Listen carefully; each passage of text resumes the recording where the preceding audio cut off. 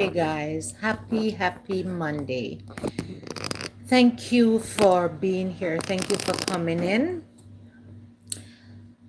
It's a wonderful Monday here, giving God thanks for all His goodness and His wonderful mercies.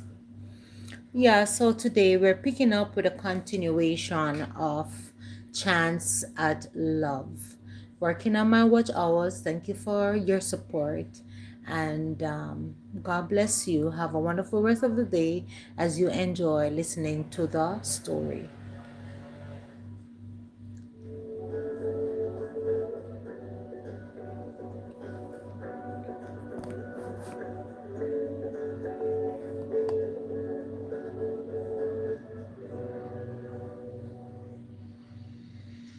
Welcome, welcome, welcome. Welcome, my darling. Welcome to another video. And if you're here for the first time, I have been reading a book called Chance at Love. And it is getting hot in here. Last week, Greg and Amora have finally been engaged. They are engaged. Can we give a round of applause for the happy couple? So this week, without itching, let's get right into it and see what they're up to. Chapter 37. Summer apart, hearts together. The morning sun steamed into the new Negro home, painting the living room in golden hues. Greg sat at the breakfast table, reviewing his calendar and the plans he had made for the next few weeks and the medical practice he was finally getting fully established. His new clinic had been a labor of love, and seeing it take shape alongside Amara's support had been a source of daily pride. But today, his mind was not on patience or schedules, it was on Amora. Across from him, Amara sipped her coffee, a sketchbook open on the table in front of her. Brushes, paints, and half finished canvas surrounded her, evidence of her tireless commitment to her craft. Her grandmother's scholarship and mentorship abroad would be life changing, but it also meant that for the first time they would be physically apart for weeks. Greg finally set down his notes and reached for her hand. It's going to feel strange without you here every day, he admitted, his voice low but steady. Amora looked up, her eyes warm and tinged with the vulnerability of leaving. I know, I'll miss you, but this is a huge opportunity for me. I'll be learning, growing, and I want you to succeed with the clinic too. We will make it work, Greg. We always do, she assured. Greg nodded, joined a deep breath. We will. And we will still be together every step of the way, just in a different way. Calls, messages, video chats. We'll be intentional about it. I don't want the distance to weaken what we have already built. Amara smiled, leaning over to kiss him softly. Distance can't weaken this, she whispered. We have come too far, been through too much, she said. The next few days were a whirlwind of preparation. Greg finalized clinic appointments, ensured his staff were fully briefed, and created a schedule that would allow him some flexibility to check in with Amaro across the time zone. Meanwhile, Amara packed her portfolio, canvas, and brushes carefully, double checking that all her supplies would meet the requirement of the summer art program overseas. One afternoon, as they sat together in the living room, Greg spoke softly. I know you have got your scholarship coming up, but I want to plan for us. Our calls, our evenings, even our weekends. I don't want you to feel pressured, but I need to know we'll maintain the rhythm we have already built. Amara nodded thoughtfully. Agreed. I want to keep this connection too, but I also want you to focus on your practice, your patience, your staff. This is your dream too. Balance is key, she said. Greg chuckled lightly. The familiar warmth of comfort surrounding them. Balance, yes, surely. But I think we both know my heart will always be half here, half thinking about you, Mara. Amara laughed softly, reaching across to brush a loose strand from his shirt. And mine will always be here, thinking about you too. That's the compromise we make for love. Evening were filled with shared tasks that doubled as moments of intimacy. They would cook together, laughing as they attempt unfamiliar dishes and duties. Sometimes Greg would brush flour off Amara's cheek, and sometimes she would flick water at him from the sink while washing dishes right beside. The small moments, mundane yet meaningful, reinforced the bond they had cultivated, making it resilient enough to withstand temporary physical separation. One evening, as they assembled furniture in Greg's new bathroom, Amara pushed and passed and looked around. I love that we're doing this together, she said softly. Every corner of his house has a little piece of us in it, Amara thought. Greg pulled her close for a brief embrace, holding her tighter than usual. Exactly. And even when you are away, this home, it will feel like you are still here because every corner has you in it, Amara. A week later, they took a day to visit Mandeville. Amara's grandmother's waiting to give them a proper send off before she herself returned overseas. Her home lushed with greenery and the aroma of blooming flowers welcomed them warmly. Over lunch, Amara's grandmother beamed at the two of them, enjoying them being there with her. Now, my children, she said, her eyes twinkling, you must promise to take care of each other, right? While Amara is away, love grows even when you are apart. Greg, my boy, you know you are strong and kind.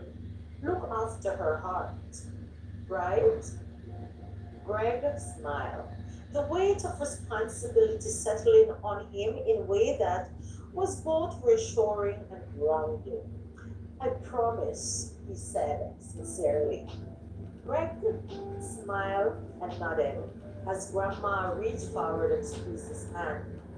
Amara, in return, squeezed his hand also, resting her head briefly on his shoulder. We will make this summer work, she said, determination in her voice, of course. Distance won't change what we have. It will make us even better persons and closer as couples. Her grandmother chuckled softly. Oh, my children, the strength of love is not measured by propensity, but by faithfulness. And you both have plenty of that. She reassured, then gave them her final blessing. The night before Amara's departure, they returned to Negril for a quiet evening together. The waves lapped gently against the shore side, their rhythm soothing and eternal. They cooked a small dinner together, savoring the routine, the comfort of domesticity, and the intimacy of shared spaces. Over dinner, they spoke of the practicalities, time differences, video call schedules, and the plan of handling emergencies. Greg promised to check in every morning before his first patients, and Amora promises to send updates after each major art session. And when you are free, we will have long conversation, Greg added. Deep talks over nothing, yet everything. Amora smiled, reaching across the table to hold his hand. Exactly. And when we reunite, we will have stories to share, growth to celebrate, and love that even deeper, she said. Greg gaze softened. A tender silence fell over the room. He reached across, taking her hand into his.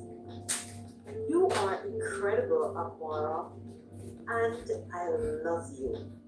I don't care how far you go. I will be right here, loving you, waiting for you. Our eyes glimmered. Her lips curved into a soft smile. And I love you too, Greg. I will carry this with me wherever I go. She assured him. They spent the rest of the evening quietly enjoying each other's presence, reading together, sketching, talking in soft tones about future dreams. And it was a night of reassurance and intimacy, also enjoying a movie and deep conversation. The morning of her flight arrived, filled with bittersweet tension. Greg drove her to the airport, holding her hand tightly during the final moments. Promise me, Amara whispered, that we will stick together, whatever we do, whatever we plan, that love and trust will guide us. Greg pressed his forehead in hers, breathing in the faint scent of her hair. I promise, no matter the distance, no matter the challenges, you are my heart, Amara, always. With one final embrace, they parted. Amara headed toward the check-in counter, Greg watching until she disappeared from his side. But the cocoon they had built, fortified with trust, honesty, and love, remained intact. Chapter 38, 1 week apart. The airport silence lingered along after Amara's departure. For Greg, the drive back to Negril was unusually heavy, every mile stretching longer than it should. Her laughter, her gentle teasing, the quiet rhythm of their evenings together, it all seemed to echo in the passenger seat beside him. A ghostly reminder that she was gone, at least for now. He reached home just as the sun dipped low over the carvings. The house felt different, emptier, like the heartbeat of the place had left, like the heartbeat of the place had left her. He dropped his keys on the counter and sat at the edge of the bed, his phone lit up with a message. I landed safely, thinking of you already, sighed Amara. Work exhaled in relief. She was safe. But even in that moment, the reality of distance pressed in. This would not be easy. The first morning apart, Greg fell back into his routine with determination. Patience filled his schedule, and the opening week of the clinic demanded his full attention. Supply orders, staff training, paperwork that never seemed to end. Yet, every time he picked up a stethoscope or updated chart, he thought of her. He imagined her bent over her sketched pad in some bright studio abroad, brow furrowed in concentration, lips curved in a way he loved. By lunchtime, he sneaked away to check his phone. A new message blinked across the screen. The studio is breathtaking, Greg. I never felt so alive, so inspired. But I miss you more than I can say. He smiled despite the ache in his chest. Amora, meanwhile, found herself swept into whirlwind of color and sound. The art program abroad was more intense than she expected, demanding critiques, long hours in the studio, and exposure to artists from over the world. She should have been exhilarated, but in the quiet moments, walking back in her Dharma for class, staring at the blank space on her wall where she thought of Greg's smile, loneliness crept in. The time difference didn't help. Sometimes when she was free to call, Greg was mid appointment, caught in the middle of a consultation or rushing to finish paperwork. Other times, she felt asleep, waiting for his call. Messages crossed paths like ships in the night, loving words that missed each other in real time. Fell asleep in the studio. Wish you were here to see what I am working on. Just finished my last patient for the day. Exhausted, but you are still on my mind. They too will send messages, text messages back and forth to each other. By the third day, the separation began to take its toll. Greg patients noticed his distraction. His eyes drifted to the clock too often. His smile a little slower to come. His assistant, Marcia, she jeered at him, but knowing that Greg was not that easy to be broken, she said, Doctor, you here with us? Are your heart still in the airport? She tried to speak patois. Greg chuckled. Marcia, you cracked me up, rubbing the back of his neck. Something like that, he could say. At night, he paced the quiet house, debating whether to call. What if she was too tired? What if she was with classmates or experiencing her new world?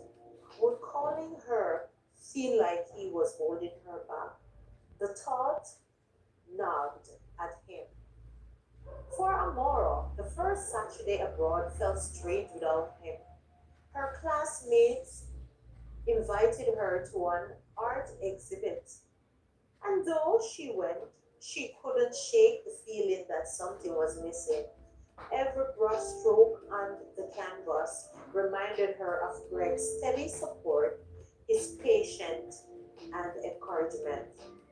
That night, she sat on her bed, phone in hand, staring at their last video call. His tired face lit up when he saw her, but the screen froze halfway through his laugh, the Wi Fi cutting out. She replayed that laugh in her mind as she strode through her sketches without meaning to. Every piece she worked on carried Greg in it. His eyes in a charcoal portrait, his hands in the carve of painted lines, his presence in the strokes of blue gray across canvas meant to capture a longing. The fifth day, Amara had stayed late at the art studio, painting, losing herself in her work. By the time she called, Greg was already asleep, draining his chair. After a long clinic shift, when he woke and saw her missed call, guilt gripped him. Later, during a rushed lunchtime break, he dialed her. You didn't pick up last night, she said, her tone soft than her words. I was dead tired, Greg admitted, leaning against the clinic wall. I am sorry.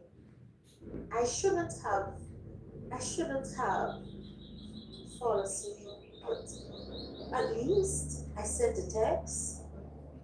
I know you are busy, Amor replied, but the silence that followed carried the weight of unspoken fears. Was the distance already putting them apart?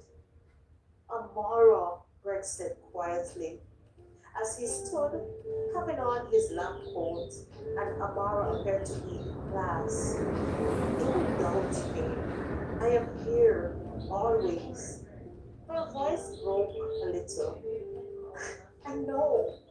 It's harder than I thought, Greg.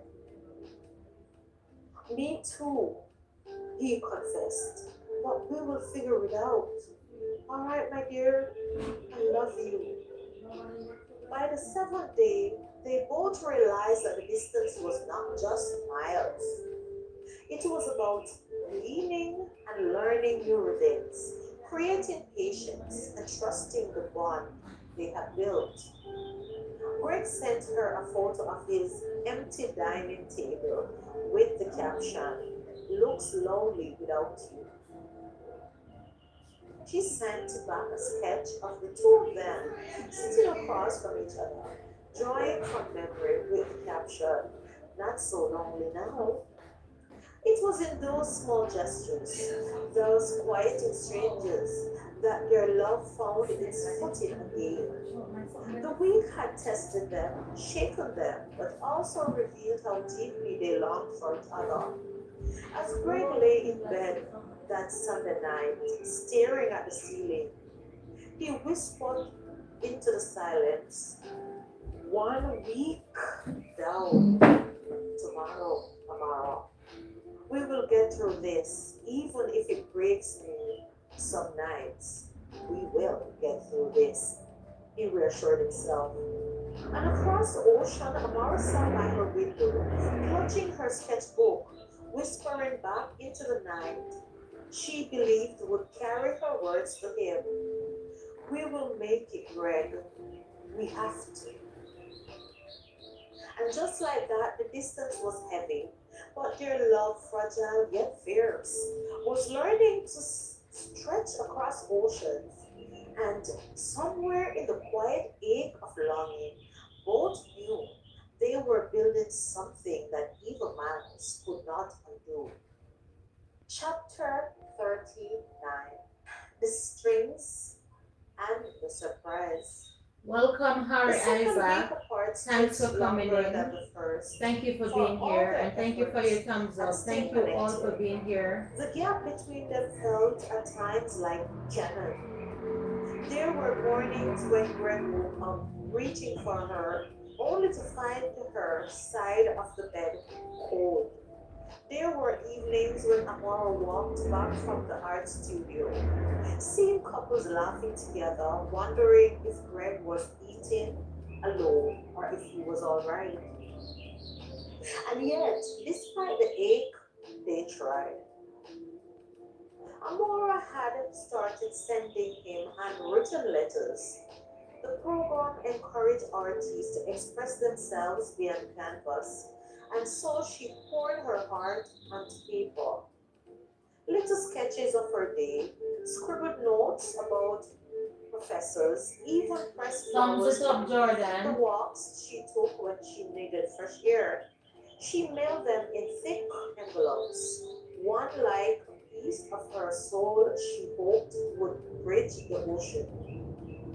Greg, on the other hand, surprised by her painting out some of her sketches, had tested him, framing them and hanging them in the clinic.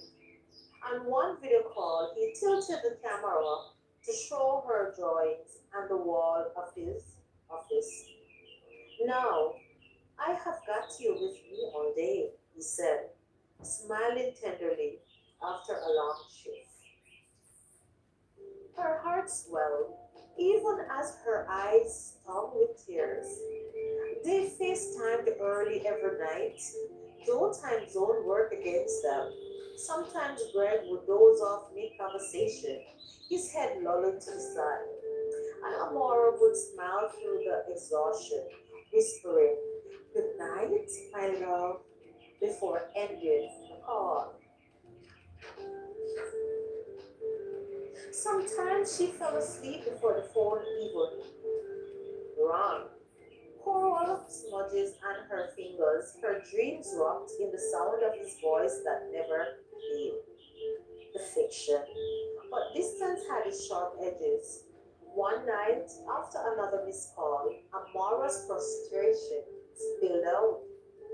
Greg, I know you're busy, but sometimes it feels like the clinic takes everything from you.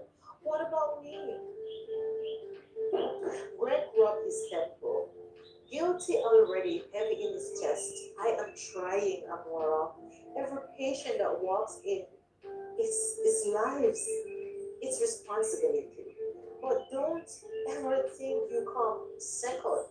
I just, he paused. He exhaled heavily. I am stretched thin. The silence between them was weighted. Amar didn't doubt him, but the space between his words left her uneasy. She closed her sketch bag and said softly, I just miss you, Greg. That's all. I miss you too, hon, he whispered, and he meant every word with every fiber of his being. Letters, gifts, and silent promises. Greg started sending packages across the ocean. Not extravagant gifts, but things that mattered.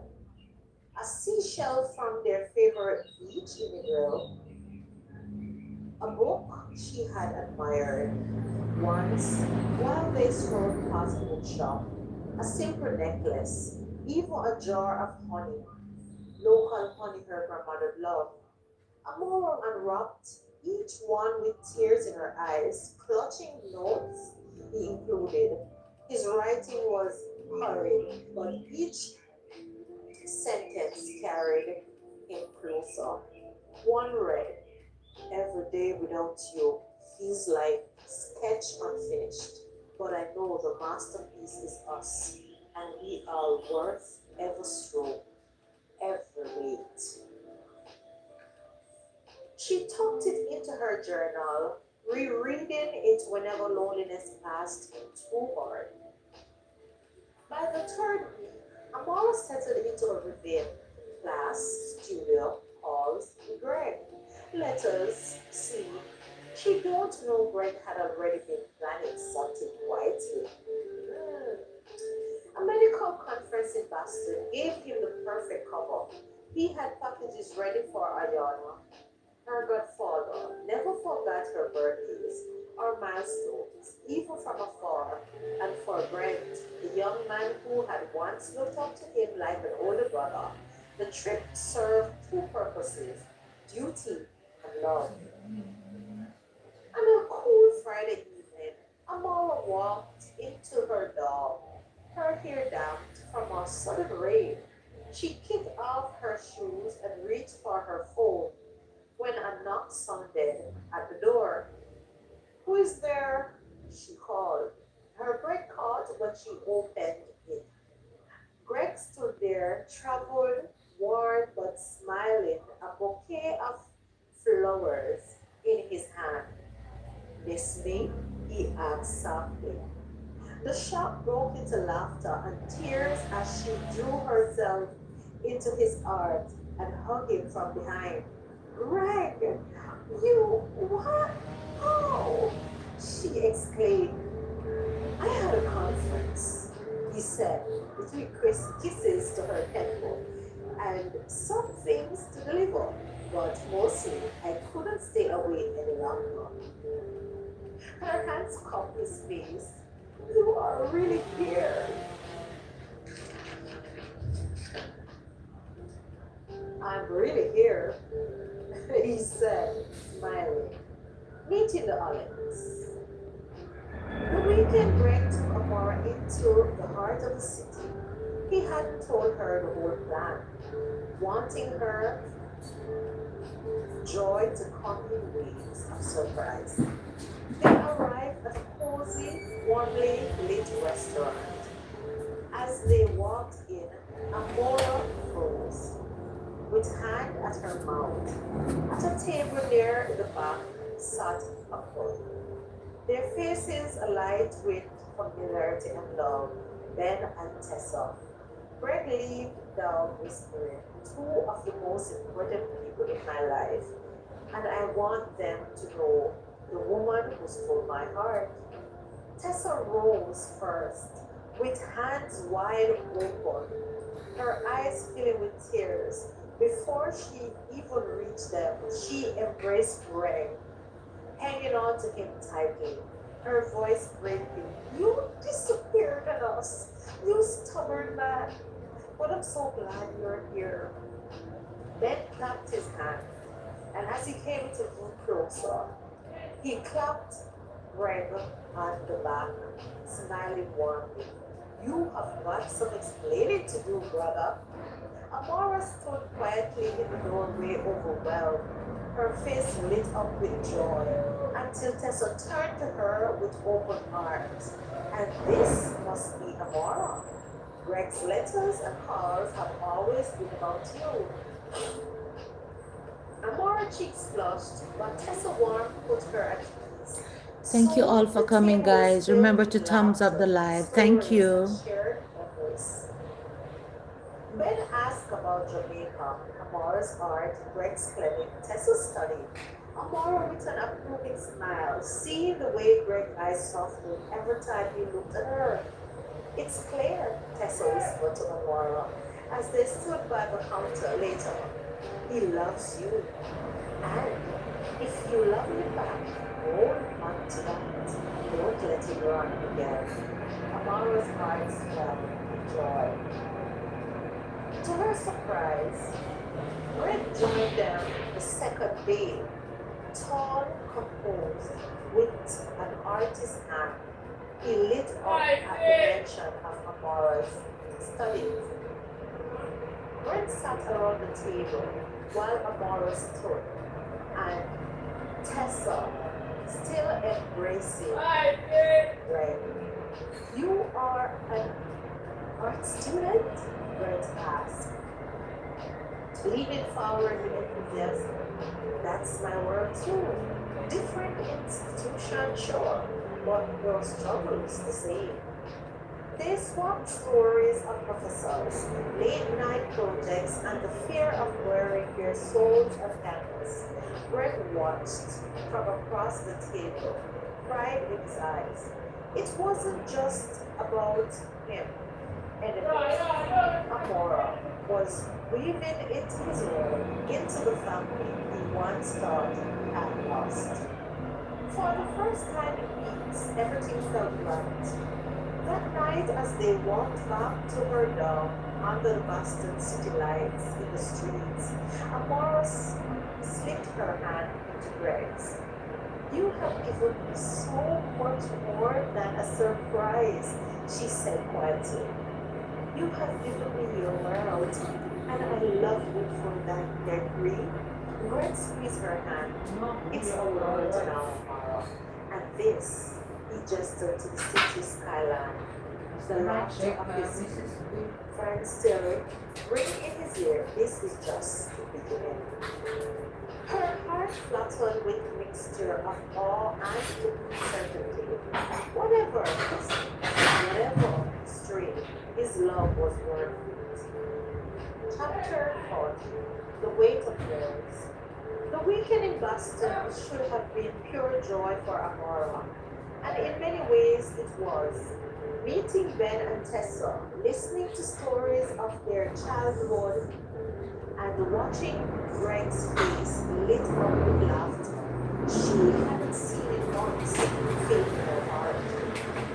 She could see how much these people meant to him, how deep their bonds run.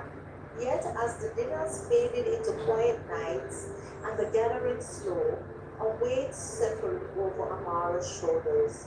Quiet but insistent. The glimpse of his other world. She had always known Greg came from a different world, but Boston laid it bare in a way Jamaica never could. The restaurants they dined in hummed with prestige. The conversation his friends held were laced with academic accomplishments, global troubles, and networks that stretched across oceans. Tessa, warm and welcoming, thought she was carried herself with the easy grace of a woman who belonged in these circles. Ben was charming, thoughtful, and spoke of medical projects with an authority that made Amora feel like a guest in a world of intellect, and influence. Even Brent seemed to wear confidence like a second skin. Amara found herself quieter than usual, sipping her water while others spoke. Afraid her voice might sound too small, she laughed at their jokes, listened intently, but inside a voice whispered, "Do I really belong here?"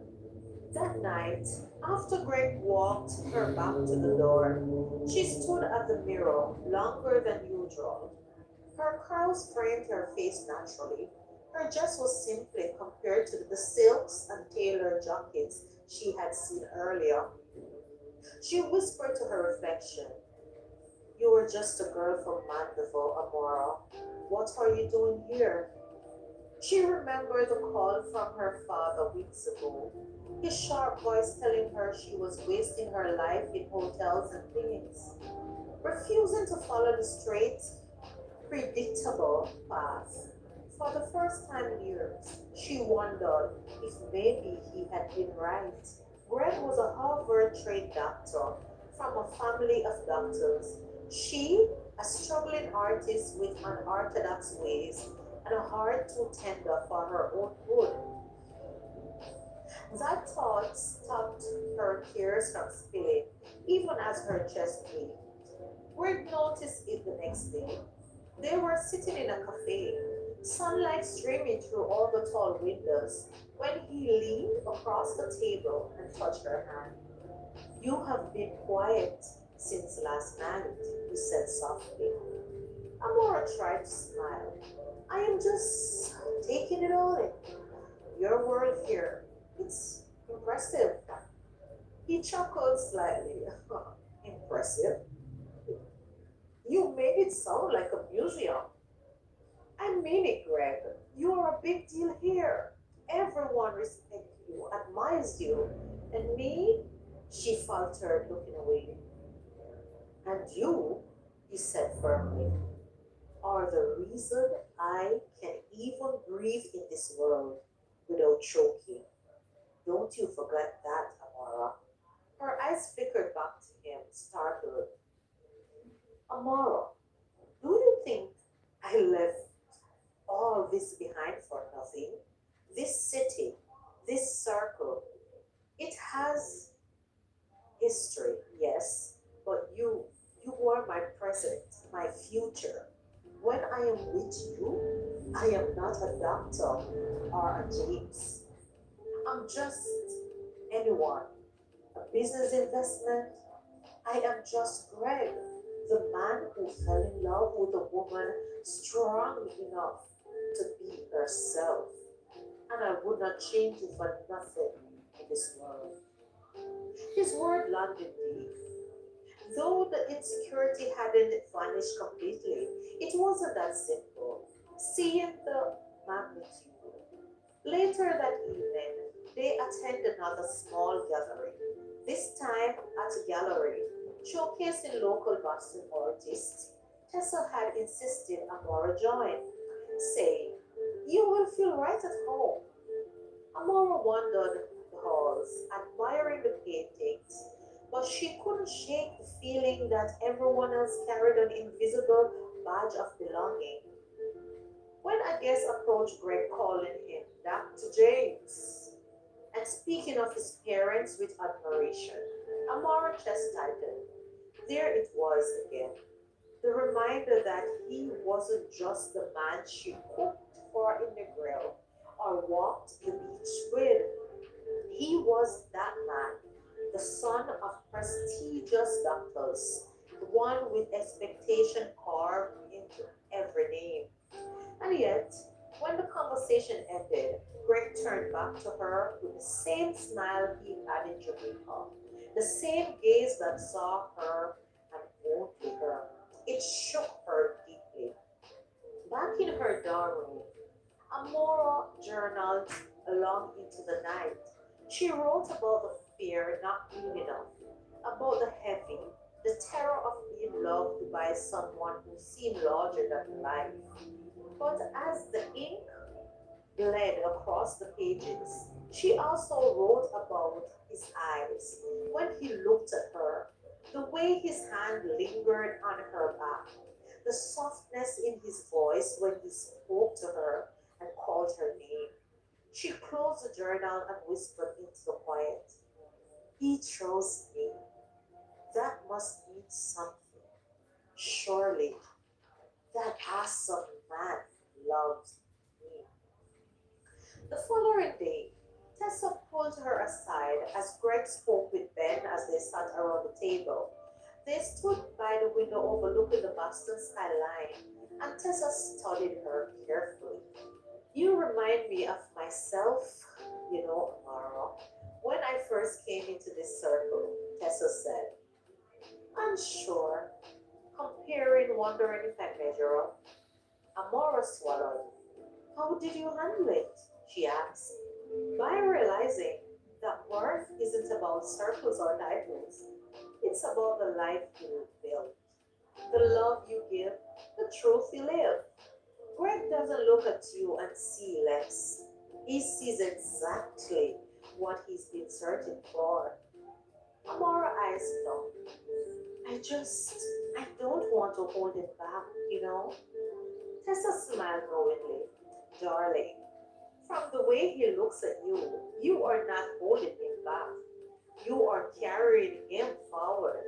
That night, walking hand in hand with Greg through the Boston Common, Amara felt a shift inside her. The insecurity still whispers, but it no longer roars. She saw clearly now. Greg had every reason to choose someone from his world, and yet he hadn't. He had chosen her, messy, unorthodox, passionate, stubborn girl. And maybe that was the point. Greg stopped by a fountain, pulling her close. "You're quiet again," he murmured. She smiled this time, a real one. "Just thinking how crazy this all is. You, me, here, and how lucky I am." His brow frowned.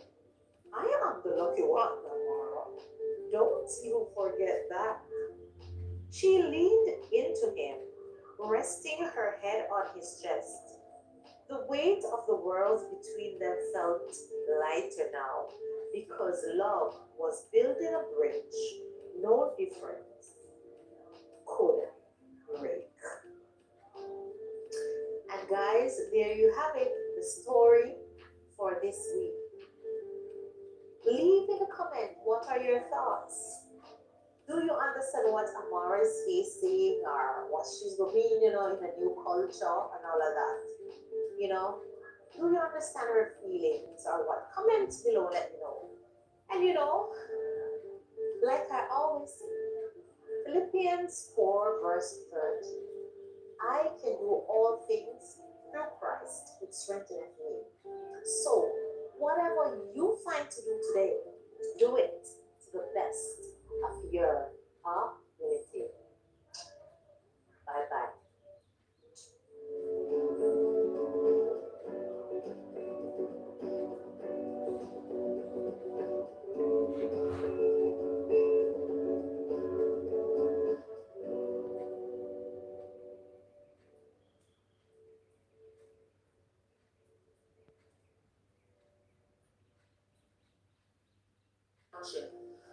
Unseen by them, Margaret lingered just beyond the hallway.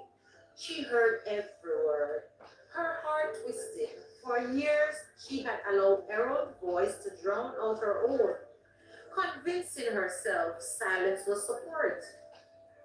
But watching Greg now, strong, defiant, wounded yet steady, she saw her son clearly for the first time in decades. And she thought, this is not weakness, this is strength.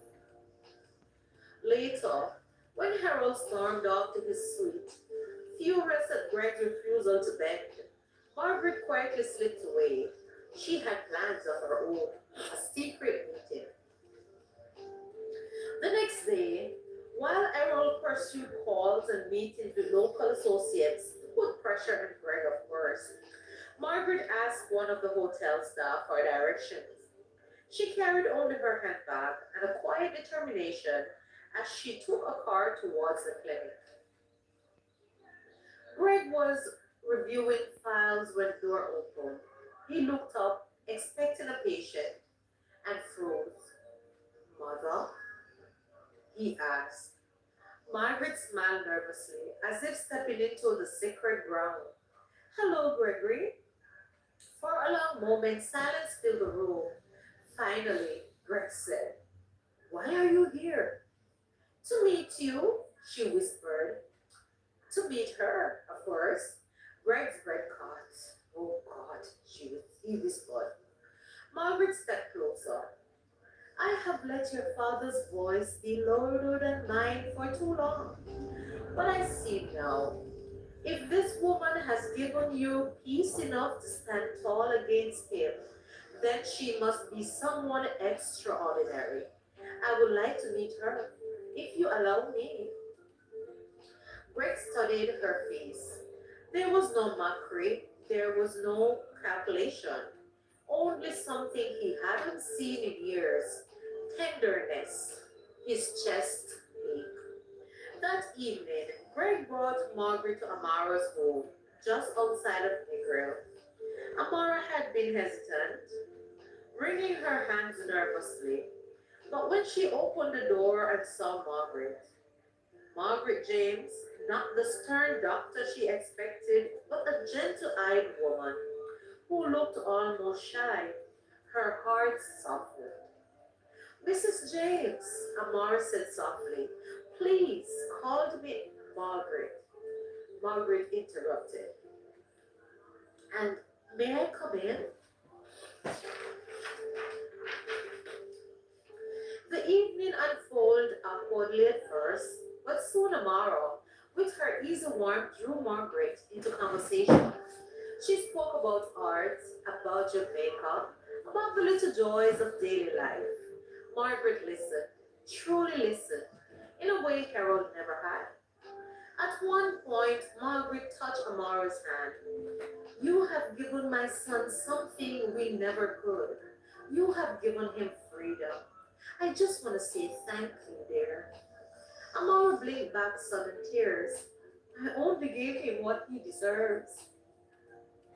Greg sat back, watching the two women, one the anchor of his presence, the other a shadow of his past, began to wave a fragile thread of connection. For the first time, hope flickered.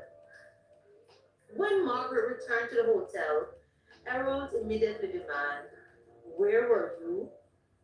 She met his eyes steadily. Seeing what you refused to see. And what's that? He asked. That our son had built a life, and it's time we stopped trying to tear it down. Harold scoffed, but Margaret's voice didn't waver. Better late than never, Harold.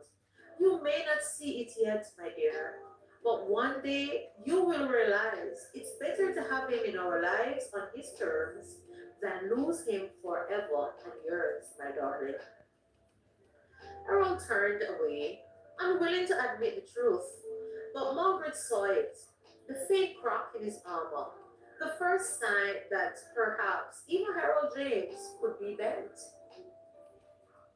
That night, Greg lay awake, replaying the day, Amara's laughter mingling with his mother's, the way Margaret had looked at him, not with disappointment, but with pride.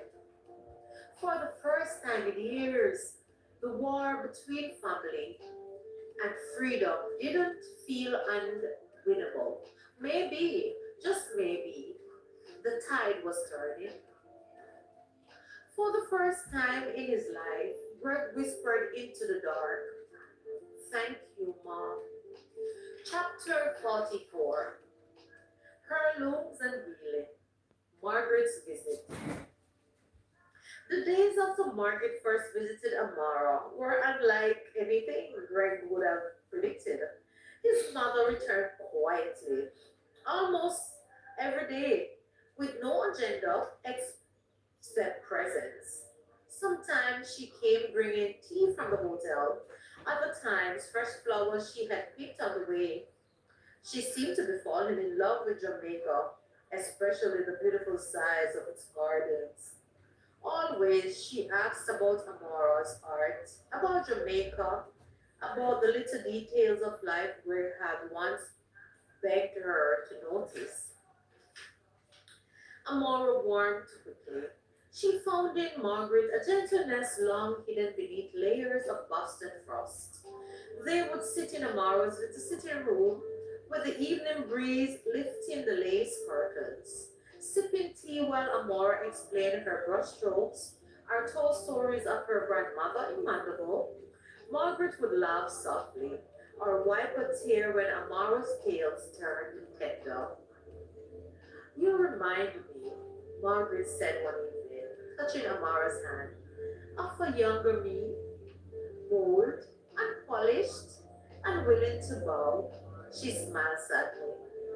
The difference is, you have managed to keep your courage and let mine be buried under Harold's shadow. Amara squeezed her hand gently. But courage can be recovered, you know. Margaret's eyes glistened. Yes, and I believe I am finding it because of you, Amara. Greg listened from the other room, felt his throat tighten. For the first time, he heard his mother speak not as Errol's echo, but as her own inner woman, the heirloom. On the fourth evening, Margaret arrived with a small velvet box. Greg noticed how her fingers trembled as she held it. I, I have heard, she said softly, that you are engaged. Greg glanced at Amara, whose cheeks flushed pink. We are, he said carefully, not sure how his mother would respond. Margaret opened the box. Inside lay a slender bond of gold, etched with delicate ivy leaves. Time had given it a patina, but it shimmered softly under the light. This belonged to my grandmother, Margaret said. It was passed down to me when I married Harold. I never wore it with pride, but I've always hoped one day I would pass it on to someone who would. Amara, if you'll accept it, I would love this to be yours.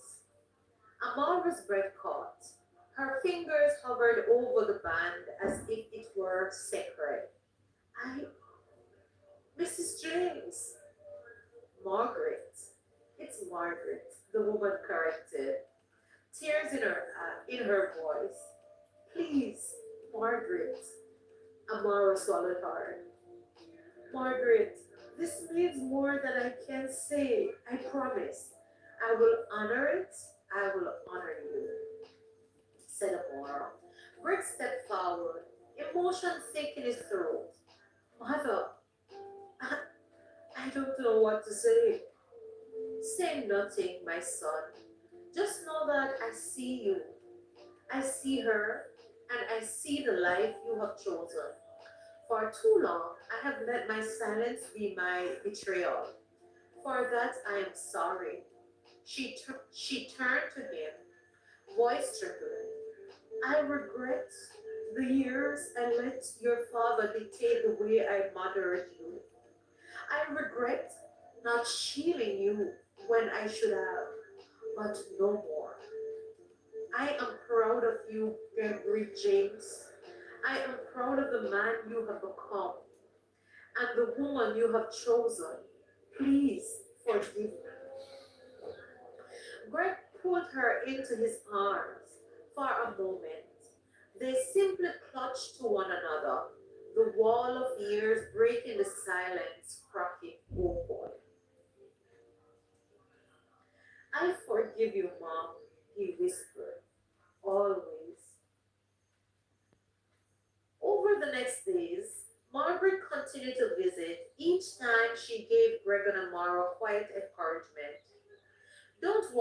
much about Harold. She told them one evening, as Sikasad hum outside, he's a man who sees the world as conquest. To him, losing is worse than death, but arrogance is only armor, Gregory. Underneath, your father is frightened, said Greg's mom. And this is where we'll stop for today. Guys, now you have seen, you have you are hearing and seeing how the story unfolding. Who would have thought? Huh? Mrs. James, Margaret, of course, Greg's mom, she has turned, you know, the story has made a turn, guys. And I'm happy for Greg to see that his mom have finally realized that he's not a little scared boy anymore, but he is a man and he's growing into his own and he's choosing his own path. Ah, beautiful. As it relates to Harold, his father, will he continue to be arrogant, stiff-necked, stubborn? Let us see. Stay tuned for the next episode, the next video to see how it all goes down. Like I always say, Philippians 4, verse 13. I can do all things through Christ who strengthens me. So whatever you find to do today, do it to the best of your ability. And let's just say, bless you, my darlings. Thank you for sticking around. Thank you for your support and all the best for the rest of the season. Bye bye.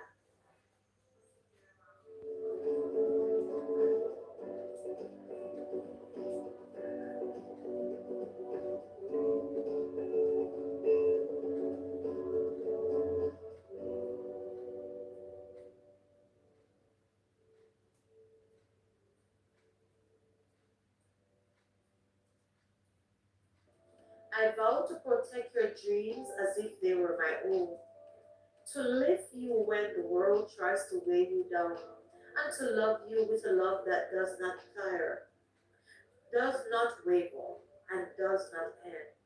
This is my promise. For every day we are given. Express Greg. Amara's vows. Amara's tears spilled freely as she spoke.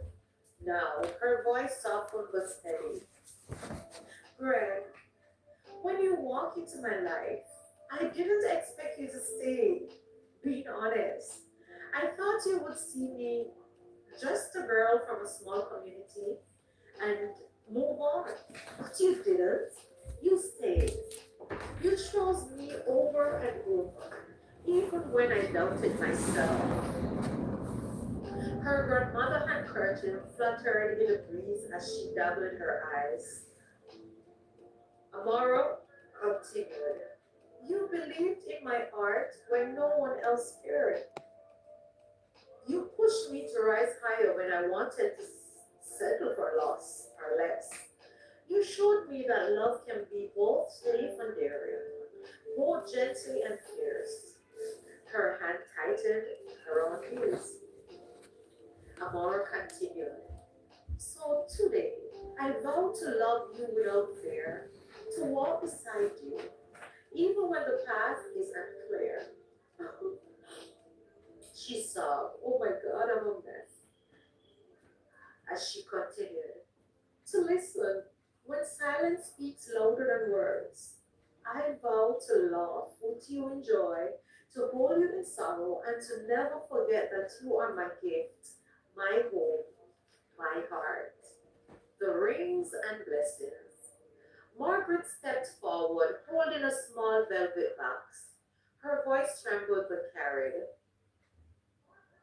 My dear, this ring has passed through generations of James women. It carries not just gold, but stories of resilience, faith, and devotion. Today, it becomes yours because you are family and you are loved.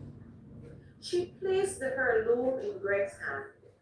He slipped the ring onto Amara's finger, his tongue brushing across her knuckles. Ring, I seal my vow. With my life, I seal my love, said Greg softly. Amara lifted a second ring, then began to speak. With this ring, I choose you. In this moment, and in all the moments to come. She slipped it onto his finger, her smile trembling through tears. The officiant lifted his hand. By the blessing of the sea, remind you to be vast in patience. May the strength of the mountains teach you to endure. May the warmth of the sun keep your love ever burning bright. And may you always find hope, not in walls or places, but in each other, said the officiant. The officiant. By the power entrusted in me, I now pronounce you husband and wife. Gregory, you may kiss your bride. Greg cupped Amara's face, their kiss long and unashamed. The crowd erupted in cheers. Steel drums burst into jubilant rhythm as petals waved down. And in that kiss, all the storms, doubts, fears of distance dissolved into one truth. They were home at last. Chapter 47. The reception and celebrated blessing. The sun had dipped low, casting a golden glow across the Nicorette Resort Terrace. Guests made their way to tables adorned with white linen and tropical centerpieces of hibiscus, orchids, and palm fronds. Lanterns swayed gently in the evening breeze. Laura's grandmother whispered, "My dear, look at them, every detail. They have made this a memory to last a lifetime." He adjusted his bow tie, his eyes now leaving So hers. today is the Duma She Island. radiant, she's Let's check out radiant for in the her day second and after dress. that we start A school. flowing silk gown of soft Enjoy. corals, perfect for the evening breeze. Steel drums, marimbas, and subtle Caribbean percussion set the rhythm, blending with a live band playing soft jazz standards. A nod to their international friends and family. Ben cleared his throat, lifting his glass to toast. Tessa gave a sly smile to her husband, mouthing, "Make it good." Speak then. Ladies and Welcome gentlemen, everyone. Happy friends Monday. and family, it's an honor to stand here today. Thank you for being Some of here. you may know Remember to me thumbs as up the video Greg's and thank you for the young thumbs up grandson, those who but already today done so. I am Love you simply a witness guys. to one of the greatest Appreciate you all loves for I have being ever seen. here. Greg and Amora, you two have taught us that love is patient, courage, and honesty, shouted Tessa. A little mischief, yes. Don't forget the mischief, she teased, earning a chuckle from the crowd. Then said that, yes, and let's not forget that I have known Greg since we were in Boston. We have shared late night talks, early mornings, and countless adventures. I thought I knew him, but Amora, you brought a side of him that even I didn't even see. Gentle, open, completely in love. Then said Tessa, to Greg and Amara, may your love continue to grow as big as the ocean before us and as steadfast as the mountain in your hearts. Can we lift our glasses to the happy couple? And everyone shared. Glasses clicked, laughter filled the terrace, and the band struck up a playful calypso rhythm as the guests shared. He raised his glass, smiling warmly. Julie followed suit, her eyes bright with pride. Then Michael continued. When Greg left Boston, some of us were worried, not for him, but for Amaro.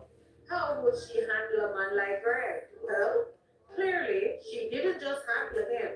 She tamed him lovingly with grace and intelligence. Everyone laughed. came Julie. And let me say, Amaro, you were extraordinary, not just for capturing Greg's heart, but for the holding your own in this journey. We have seen your courage, your strength, and now your joy and this day. Cheers to you both. Everyone lift your glasses, said Julie. Sam chuckled as he raised his glass. My turn to give a toast to this man and his beautiful bride, said Sam. And I just want to say, we have traveled from near and far to celebrate this occasion. Love like yours deserves every bit of fanfare, my friend. And also, if Brent ever misbehave, I know who's going to keep him in line. Everyone laughed. Then came Ashley. Exactly. Here's to love, laughter, and long life adventures. To Greg and Amora. Lift your glasses, everyone, in this toast along with me, said Ashley laughing, and the crowd erupted. Another round of cheers and applause echoed across the terrace. The sun now fully setting, painting the ocean in hues of orange, pink, and gold. Greg's mother stood beside him, glass in hand, eyes shining. Hungry. Gregory, my son, I have spent too many years worrying about what you should do rather than celebrating who you are. Today, I stand proud, proud of the man you have become and the woman you have chosen to be by your side. She turned to Amaro, smiling softly. Amaro, thank you for loving my son, for seeing him, and for helping him becoming even more of himself. You are brave. You are kind. You are exactly who he needs. Welcome to our family.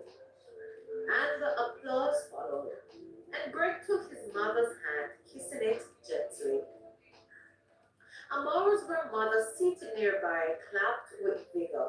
Then she said, may this love grow into the mango tree, strong, beautiful, and giving shade for many years. And may your hearts always find each other, even when the world tries to pull you apart. The words hung in the air, sweet like the scent of the hibiscus blossoms around the terrace. As Amaro's grandmother lifted her glass and said, join with me in this toast to my wonderful granddaughter and her handsome, excellent husband, JJ. Leave it up to Amaro's grandmother to make the room go wild. The band shifted gears into a lively reggae beat. Guests were drawn to the dance floor, stepping into time with the music. Greg and Amara shared their first dance as married couple. The moment intimate and tender. Greg's hand rested slightly on Amara's back, her head leaning against his shoulder. Time seemed to blur. Family and friends curled around, but for them, it was just the two of them. Heartbeats aligned. Breathing synced. The promise of a shared lifetime echoing in every step. As the song ended, Amara pulled back slightly, eyes twinkling. Dance, feel like the first day of forever. Greg smiled, brushing a loose strand of hair from her face. And I mean every word of it, my darling. He reassured. The reception turned into the night. Servers offered platters of jerk chicken, curry goat, festival bread, and tropical fruits, rum punch, sorrel flavored freely. Ashley and Julie led a group to teach the guests how to dance the soca and reggae steps properly, as they are really Jamaican. They were born in Jamaica, but nevertheless now married and relocated in Boston. So now that they're under mother style, are determined they could not let the tradition of the island go without teaching their friends. Even Greg, typically reserved, laughed as he tried to follow the beat, stepping on Tessa's toes once or twice. Amara's family joined in, her Yeah, mother they rather just came. smiling wildly. Seeing the joy radiate from her, the tension of the past melted away into laughter, music, and shared celebration. This covers half of the reception, including toasts, blessings, first dance, and cultural immersion, sweet moments. The cake, a three-tiered masterpiece adorned with typical flowers and soft coral icing. She wheeled out to cheers and applause. Amara's grandmother whispered to her, "Remember, savor the sweetness. This is the beginning of your forever." Greg lifted the knife with a smile, Amara's hand in his. "Shall we, Mr. Thompson?" said Greg. Asked Greg. Amara laughed softly. "Mr. Thompson, yes, let's do this together," she said. They cut the cake slice together, feeding each other carefully. Laughter erupted when Greg playfully smeared a tiny bit on Mara's nose. She pretended to gasp and flickered a small dab back at him. Even amidst the formality, it was these playful moments, the laughter, the gentle touches, the shared smiles that anchored their day in authenticity and love. Amara's mother. "Amara, my daughter, I spent years trying to mold you into what I thought was best, forgetting that the heart grows with time. Today, I see a woman who's courageous, brilliant, and authentically herself. Greg, thank you for loving my daughter as she deserves." Applaud erupted, mingled with the sound of soft steel drum music in the background. Amara's grandmother added, voice warm and strong. "Love is not about perfected timing. It's about the right place today. We witness not only a union but the triumph of patience, courage, and truth. Greg Amora, may your hearts always find each other first before the world does." Greg squeezed Amara's hand, feeling the weight of family acceptance, and then whispered, "They love us. They really do," said Greg. Amara smiled, tears in her eyes, in, but her heart was full and feeling overwhelmingly happy with joy and the warm reception of everyone. And guys, yes, what a wedding, huh? Well, you have come to the end of the story. Remember to subscribe if you haven't done so already, like it up, share it out with your friends and family. Yes, and all the best for the upcoming new year. And like I always say, Philippians 4 verse 13. I can do all things through Christ which strengthens me. So whatever you plan to do today, do it to the best of your ability. Bye bye.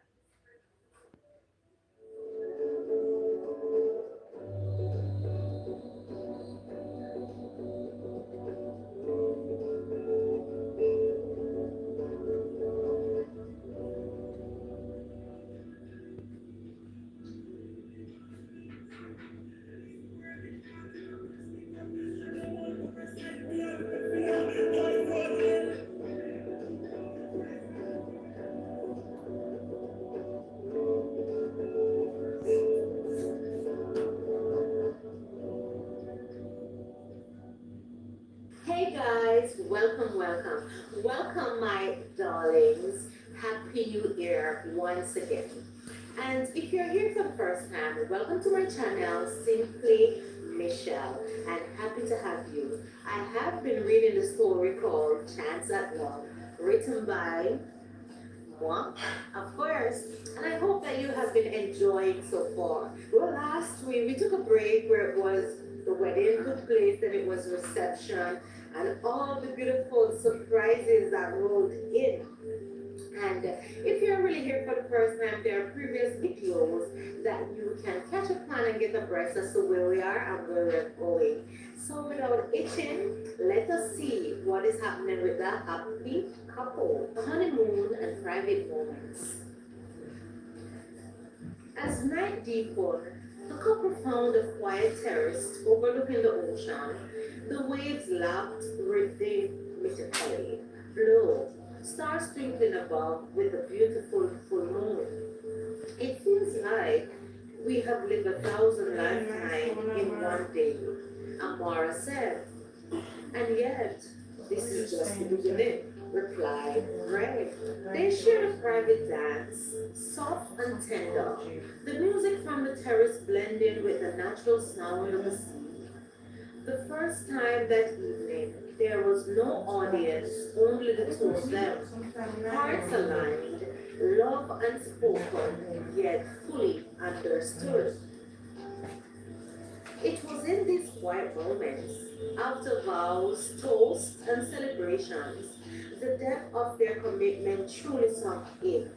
Love, in all its joy and complexity, and found a home in both of them. Just when they thought the night had reached its peak, a playful commotion stirred below the terrace. Ben, Tessa, Michael, Julie, Sam, and Ashley, of course, had arranged a surprise. Cheers and laughter erupted as everyone gathered on the dance floor. Stories were shared, hugs exchanged, and cameras flashed. Amara felt a wave of gratitude for family, for the friends, for love, realizing this was the community that would continue to surround them for a lifetime. Tomorrow, the adventures begin. Just you, me, and the island, said Greg, feeling a little anxious. Tomorrow, every surprise after that, replied, knowing that was the last thing on her mind. She answered anyway. Amara sensed Greg was a little nervous. It took several minutes before they turned to look at each other. Then he said, Amara, I want you to know there is no rush, provided you still want to wait before we be intimate. You know, I stuttered. Amara's heart stuttered as he smiled down at her. All she could think about from they had entered the balcony under the moonlight was to take him in her arms and forget anyone else existed. Suddenly, Greg saw the need in her eyes and received his answer. He took her hand and squeezed it gently. The breath flew from her lungs, leaving her gasping. That's when he lifted her hand, not to his lips at first, but to his chest, pressing her palm over the steady thunder of his heart. So you feel it too, he murmured, his words barely louder than the night's breeze. The world seemed to narrow, to a single point of contact. The music from the reception below faded into a distant echo. The reception below faded into a distant echo. The laughter and clicking glasses dissolving until there was only the hush of moonlight and the soft rhythm of their breathing.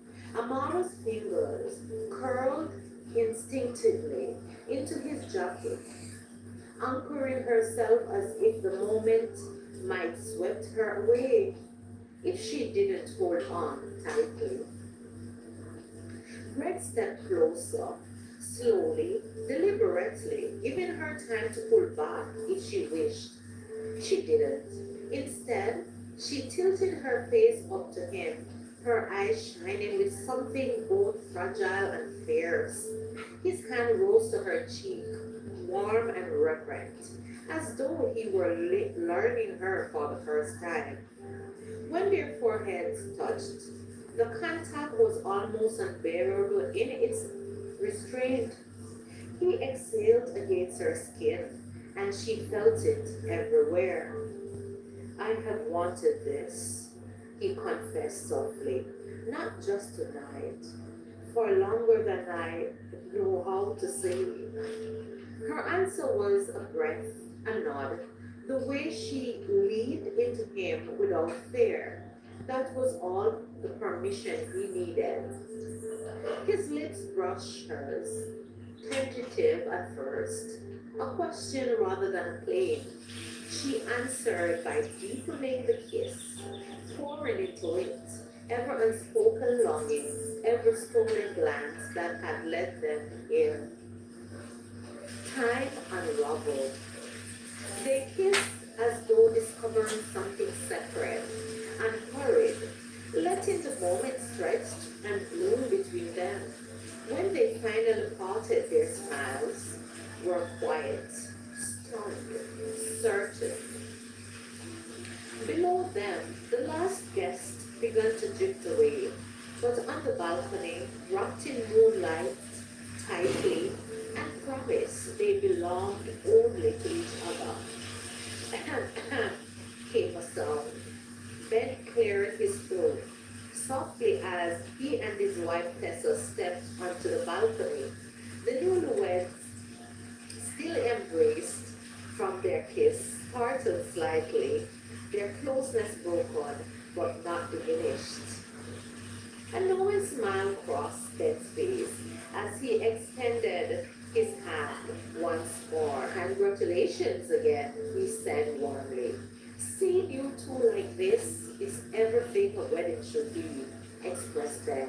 Tessa moved past him and wrapped Amara in a tender embrace, holding her moments longer than usual.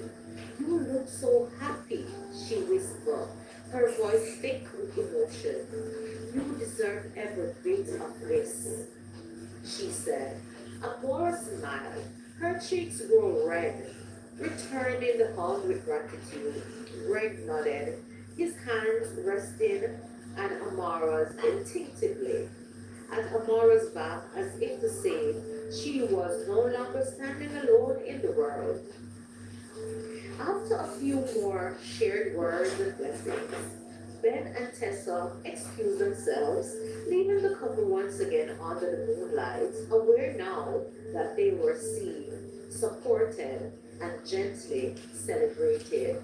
Greg and Amora returned briefly to the reception, greeted by laughter, warm embraces, and familiar accents of friends who had traveled far to celebrate them. Tessa stepped forward with a beautiful rock gift, her smile both playful and sincere.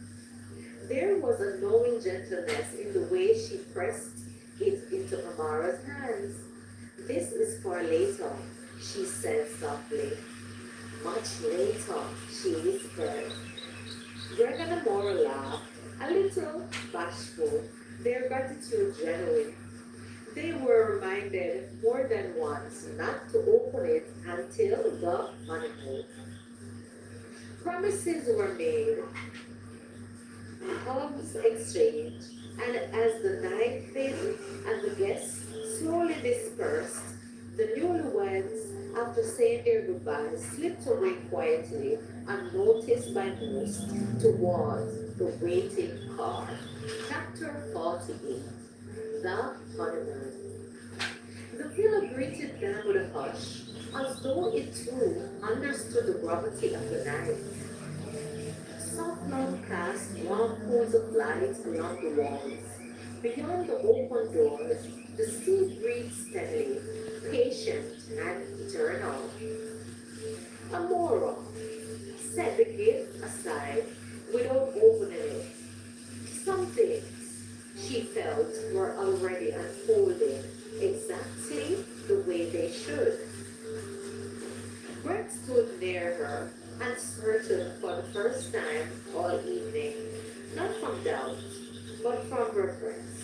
When he reached for her, it was slow. His fingers brushed her wrist, as if asking permission all over again. She answered by stepping closer, closing the space between them until their breaths tangled.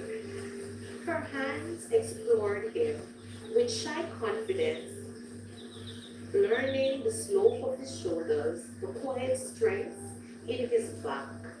He chased her jaw, her neck, following the rhythm of her breath, mesmerizing the way she responded to his touch, how her eyes fluttered shut, her lips parted as if surprised by her own longing. They moved together, instinctively, guided not by urgency, but by trust. Clothing fell away quickly and without modesty, forgotten on the floor, replaced by skin and warmth, and the hum of shared anticipation when he finally drew her down onto the bed, gently as hers, his breath uneven. Tell me if you needed to stop. There's no rush, he whispered. She didn't answer with words. She reached for him, anchoring him there, her gaze steady, certain. What followed was unhurried and tenderness. Every movement was a conversation, hesitant at first, then sure, sharp by quiet gaps and whispered reassurances. There was vulnerability, a sharp intake of breath, a moment where she clutched his shoulders and he passed, grounding her with murmured comfort until her tension softened into trust. As they found their rhythm, it was less about motion and more about closeness, about the way he kissed her temple, about how she pressed her face into his neck, breathing him in. The realization settling gently between them that this was not something he'd take on, but something shared.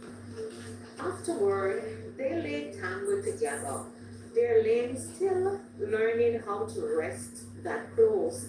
Greg traced slow patterns along Amora's arms, sending cool bumps down her spine, while she listened to his heartbeat, steady now, familiar already. Outside, the night deepened. Inside, something had gently changed. Nevertheless, they crossed no line. They had stepped into something sacred together. The morning unfolded quietly, sunlight slipping across the table as they shared breakfast with easy smiles and unspoken glances. There was a new rhythm between them, soft assurance. Greg reached for her hand as he passed the coffee, his tongue brushing her knuckles in a way that made her look up and laugh. A private spark lingering from the night before. Later, the happy couple wrapped in the warmth of the villa. Amora stood under the warm shower, allowing it to wash over her shoulders, steams gathering, blurring the edges of the room, and with it came the gentle memory, vivid, unexpectedly, and sweet. She closed her eyes, allowing the sweetness of it all to flood her mind, and that made her smile.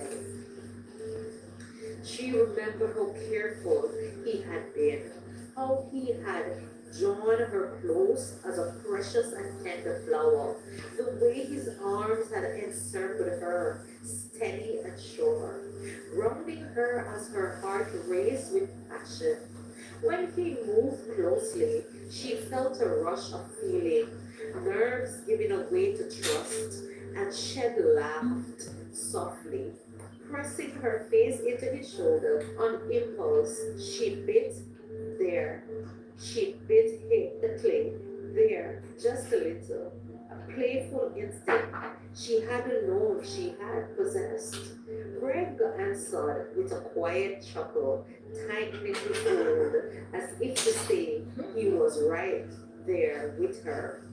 What stayed with her most was his gentleness, the way he passed when she tensed, the way his breath slowed to match hers, the way whisper reassurances until her body softened and she leaned fully into him.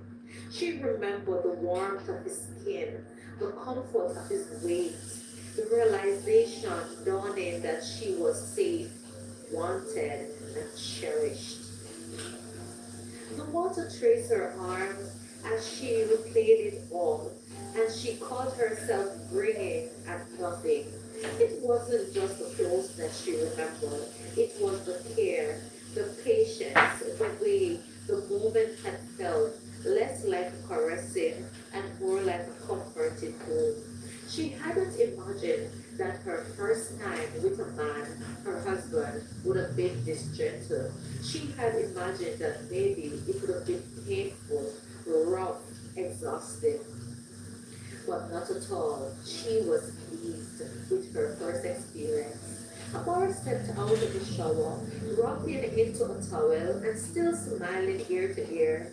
She knew the memory would stay with her, not as something sharp or fleeting, but as something tender. Could return to this memory anytime. She called it her vault moment, warm as the morning lights, waiting just beyond the door. Lunchtime drifted past without urgency. The villa seemed to breathe along with them. Shutters half drawn, lights spilling lazily across the living room floor. Greg stretched along the sofa, thumb draped behind his head, while Amora lay curled beside him, her head resting in his lap. His fingers moved idly through her hair as they talked about the way the music had swelled during the vows, about how she cried first, about how unreal it still felt to say, my husband or my wife, he said. She laughed softly at something he said, shifting slightly, and the movement changed everything instantaneously. A quiet awareness settled between them, unspoken, unmistakable. Amora glanced towards the small box tucked beneath the table and smiled to herself. Oh, the gift, she said softly. Thought her eyes held the mystery from Ben and Tessa, and the Boston crew, of course. Amora said. Greg raised the brow. Oh, you mean one about so many times? She was already reaching for it. They explored its contents together, seated close, still half lying, brushing and entangled with each other, as they both chuckled softly, realizing what the items were. Practical items, thought Greg, the variety chosen with care that made Amora shake her head fondly. Their homework, she murmured, amused and touched at the same time. The negligee, the black lacy mesh, earned a slow smile. The edibles got a curious glance. She was feeling blushed. She held up one small item, then sent it back just as quickly, her cheeks warm and red, but her eyes bright. Greg enjoyed seeing her this way.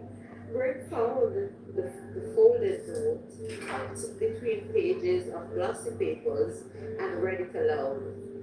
His voice half embarrassed, half grinning. A moral laugh, leaning into him, her hand settling on his chest as if to steady them both. To our dear friends, remember, said Ben. Greg, remember, it's her first time doing. Take it slow, be patient, and you will find in this gift some contents that will enhance both of your evenings. From the Boston crew, we love and appreciate you guys. Have fun. It's your honeymoon. Don't be shy now, Amara. Written at the bottom, signed Tessa.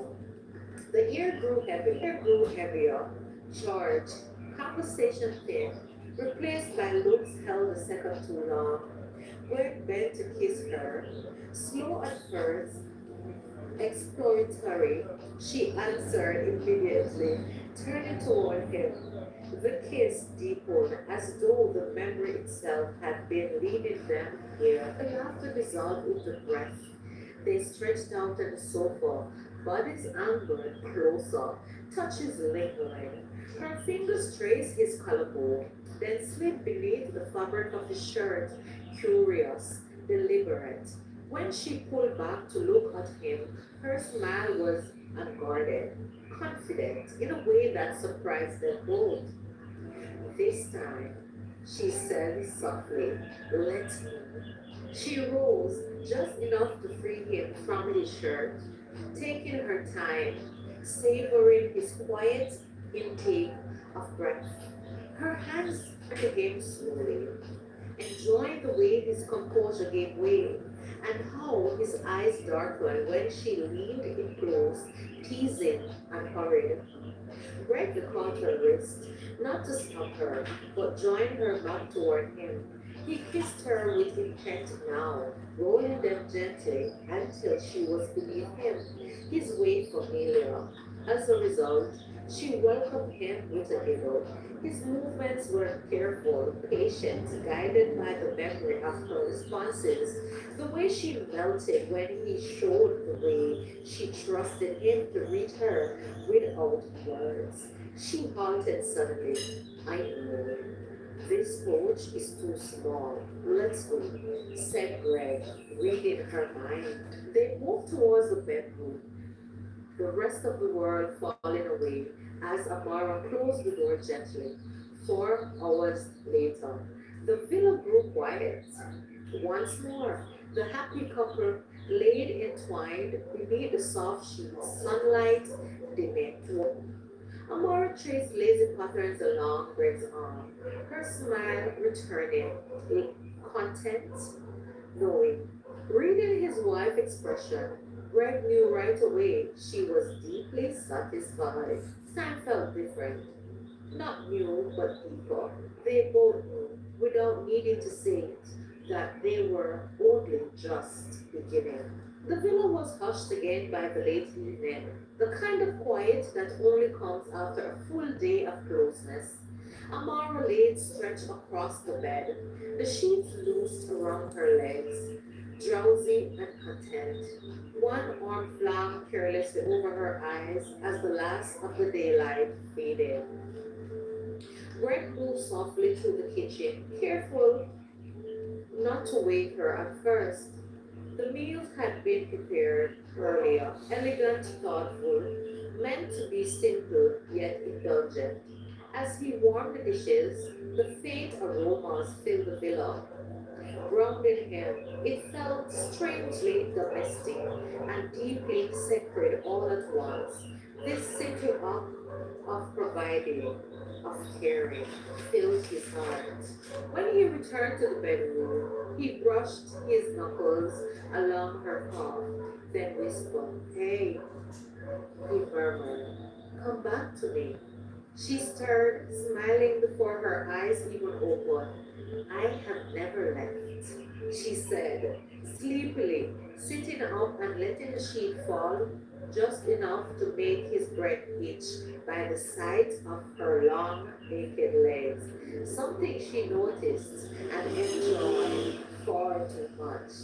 Be careful, Mrs. James. Played with fire, I see, said Greg, smiling gently, spanking her rear with his hand. Dinner was set at the small table near the opening doors.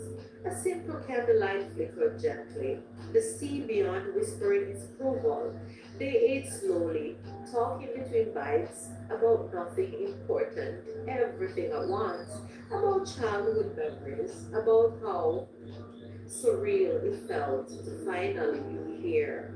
Amor reached for the bread and dragged her finger deliberately, lightly through a pool of sauce, tasting it with an exaggerated hum of approval. When she noticed Greg watching her, she grinned, deliberately lifting her finger again. She licked her finger once more, then asked, "Is there a problem?" She tried to act innocently.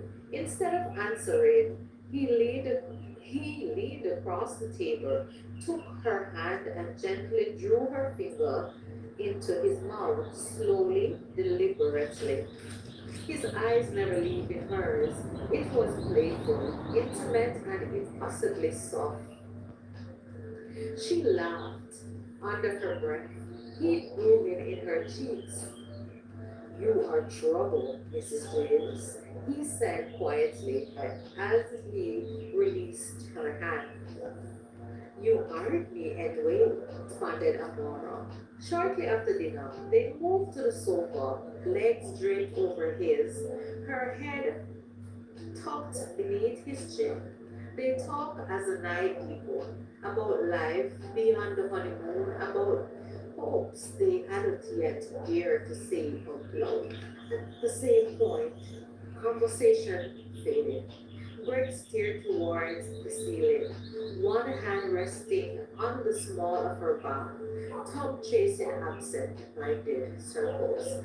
His thoughts drifted unbitter, tender, back to the night before. The memory came as heat, but as awe. He remembered the way she looked at him, not with fear, not even with uncertainty, but with trust so complete it had nearly undone him. How she'd reach for him as though she already knew him there, how her presence had unlocked something deep inside him he hadn't known existed. It wasn't just pleasure, it was recognition, a quiet knowing that this closeness, this shared vulnerability had changed him. "Are you okay?" asked Samora, sensing the shift. Greg smiled. Greg smiled down at her. "I was just thinking," he said, "about last night." Her eyes softened, her fingers tightened slightly in the shirt. "Yeah," she responded. "I didn't know it could feel like that," he admitted honestly. "Not just," he paused, "physically, but he searched for the word, complete. That it could feel so complete." She tilted her head to look up at him, her expression gently uncertain. "Me too," she said. They lay there, breathing together, the day finally settling around them. Outside, the world continued as it always had, but inside the villa, time felt suspended, well needed rest, discovering each other intimately and learning each other body intertwinedly. The happy couple held carefully in the space between two people who were still learning, still discovering, still deeply grateful. The first good day of their honeymoon slipped quietly into night, not with urgency, but with sweet peace, as they rocked in each other's arms and slept gently like half baby. There you have it. Greg and Amara, their first full day as husband and wife. And let me know how you feel about the way that they spent their first time together. I think, in my humble opinion, well needed rest, learning each other's body, discovering that level of intimacy for the first time together. Uh, Priceless. But nevertheless, let me know what is your thoughts about the honeymoon thus far. Yeah, because they are wasting no. Yes, they are wasting no time whatsoever. But guys, that's a good thing. Now we've come to the end of today's video. And like I always say, my darlings, Philippians 4 verse 13. I can do all things through Christ which strengthens me. So whatsoever you find to do today, just do it to the best of your ability.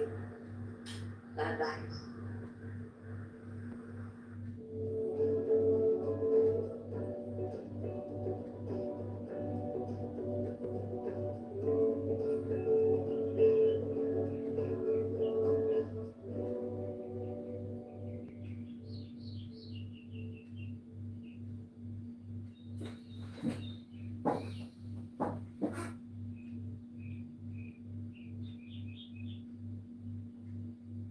welcome, welcome. Welcome to my channel, Simply Michelle. And happy to have you. Happy New Year to all my darlings. And I hope you're enjoying your new year thus far. You know, I'm giving God thanks that I've crossed over, oh Jesus, of course, and yeah, whatever are your New Year resolutions, try to accomplish it or them, but take each day with grace and remember to always give thanks. Yeah, so our short story, the title is The Resolution That Changes Everything. That is our story for today. So, without itching, let's get right into it. Chapter 1, Midnight Promises. The night the year turned was quiet in the way Marcus hadn't known since he was a boy. Fireworks cracked somewhere far off, muffled by distance and time. But on the rooftop, where he stood, there was only wind and memory. The city lay beneath him, concrete veins glowing orange, sirens in the distance, corners he once ruled, alleys he once bled in, the same city that had fed him violence and swallowed his youth now slept, unaware that one of its sons was standing on the edge of something new. Marcus tightened his jacket and looked at his hands. They were scared hands, trembling, hands that had done damage, hands that had taken more than they ever given back, than they have ever given back. Lord, he said quietly, unsure if he even had the right to say that word or those words. If you can still hear me tonight, I am done. The words felt heavy, like chains falling. He was what, 32 years old, 15 years deep in a gang that had promised brotherhood and delivered blood. 15 years of running, hiding, taking shortcuts that always led him back to the same dead ends, to the same dead ends. He continued to pray. While praying and wondering if there's really a God up there to hear. And now, on the first night of a new year, he made a resolution that could cost him everything he had ever known. He would quit the gang. He would find God. He would change. And someday, if God allowed, he would marry a woman worthy of the love he had never known how to give. Not just a woman of faith, a woman of peace, a woman who would not be broken by his past or blind to it. Marcus didn't ask for forgiveness that night. He asked for a chance. Chapter 2. Walking away from fire, leaving the gang wasn't a conversation. It wasn't a declaration. And declarations have consequences. The leader, Big Ray, leaned back in his chair, gold chain catching the light. You don't walk away from family, he said, voice low and dangerous. Marcus stood straight. This ain't family anymore. It's a grave, said Marcus. Silence pressed down like a loaded gun. Some of the younger guys looked away. Others stared at Marcus like he was already dead. You found religion now? Ray sneered. That's cute. Marcus swallowed. I found the truth, and it's telling me I can't stay. Grace stood slowly. Then don't come crying when the streets remind you who you are, Lord. Marcus nodded. They already did. He walked out alive that day, not because he was forgiven, but because Big Ray believed the streets would kill him anyway. Marcus didn't look back. Chapter 3. Learning to kneel, the church was small. Old wood, peeling paint, folding chairs that creaked when you sat too long. Marcus sat in the back of Sunday, the first Sunday service, heart pounding harder than any street fight he had ever been in. He felt exposed. The pastor didn't preach fire and brimstone as he expected. He spoke about prodigals and about men who ran far and came broken, about a God who didn't flinch at scars. Marcus cried before he realized tears were falling. After the service, an elderly man shook his hand. Glad you're here, son. No question, no judgment. Just welcome. Marcus kept coming back, time after time, week after week. Prayer by prayer, verse by verse. Faith didn't fix him overnight, no. But it steadied him. It taught him silence, patience, and accountability. For the first time in his life, Marcus Lee learned how to listen instead of react. Chapter 4. Paying back that which was taken. Marcus knew repentance meant more than prayer. So he went back into the streets, but differently. He helped clean up abandoned lots, mentored kids whose eyes reminded him too much of his own past and mistake. He worked construction during the day, volunteered at night. He apologized where he could, made restitution where possible. Some doors slammed in his face, of course, others opened. One woman, Mistress Alvarez, whose son had been recruited into the gang years ago, stared at Marcus long and hard. You think this makes it right? She asked. No, ma'am, Marcus said honestly, but I think it's a start. She nodded slowly. Then don't stop. And he didn't. Chapter 5. The kind of woman he prayed for. Marcus didn't rush love. He prayed for it. Lord, he said after, if you send me her, let me be ready. And if I am not ready, don't send her, not yet. That prayer was answered in an unexpected place. The community center. Her name was Elena. She wasn't loud. She wasn't impressed by charm. She wore kindness like armor and faith like breath. She volunteered, never raising her voice, never backing down. Marcus noticed how children gravitated toward her, how she silent, how she listened silently and fully, how she prayed with quiet confidence,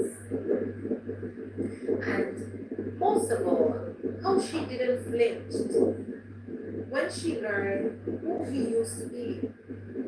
I don't date potential, she told him quietly one afternoon. I date purpose. Marcus nodded. Then, I'll walk in mine.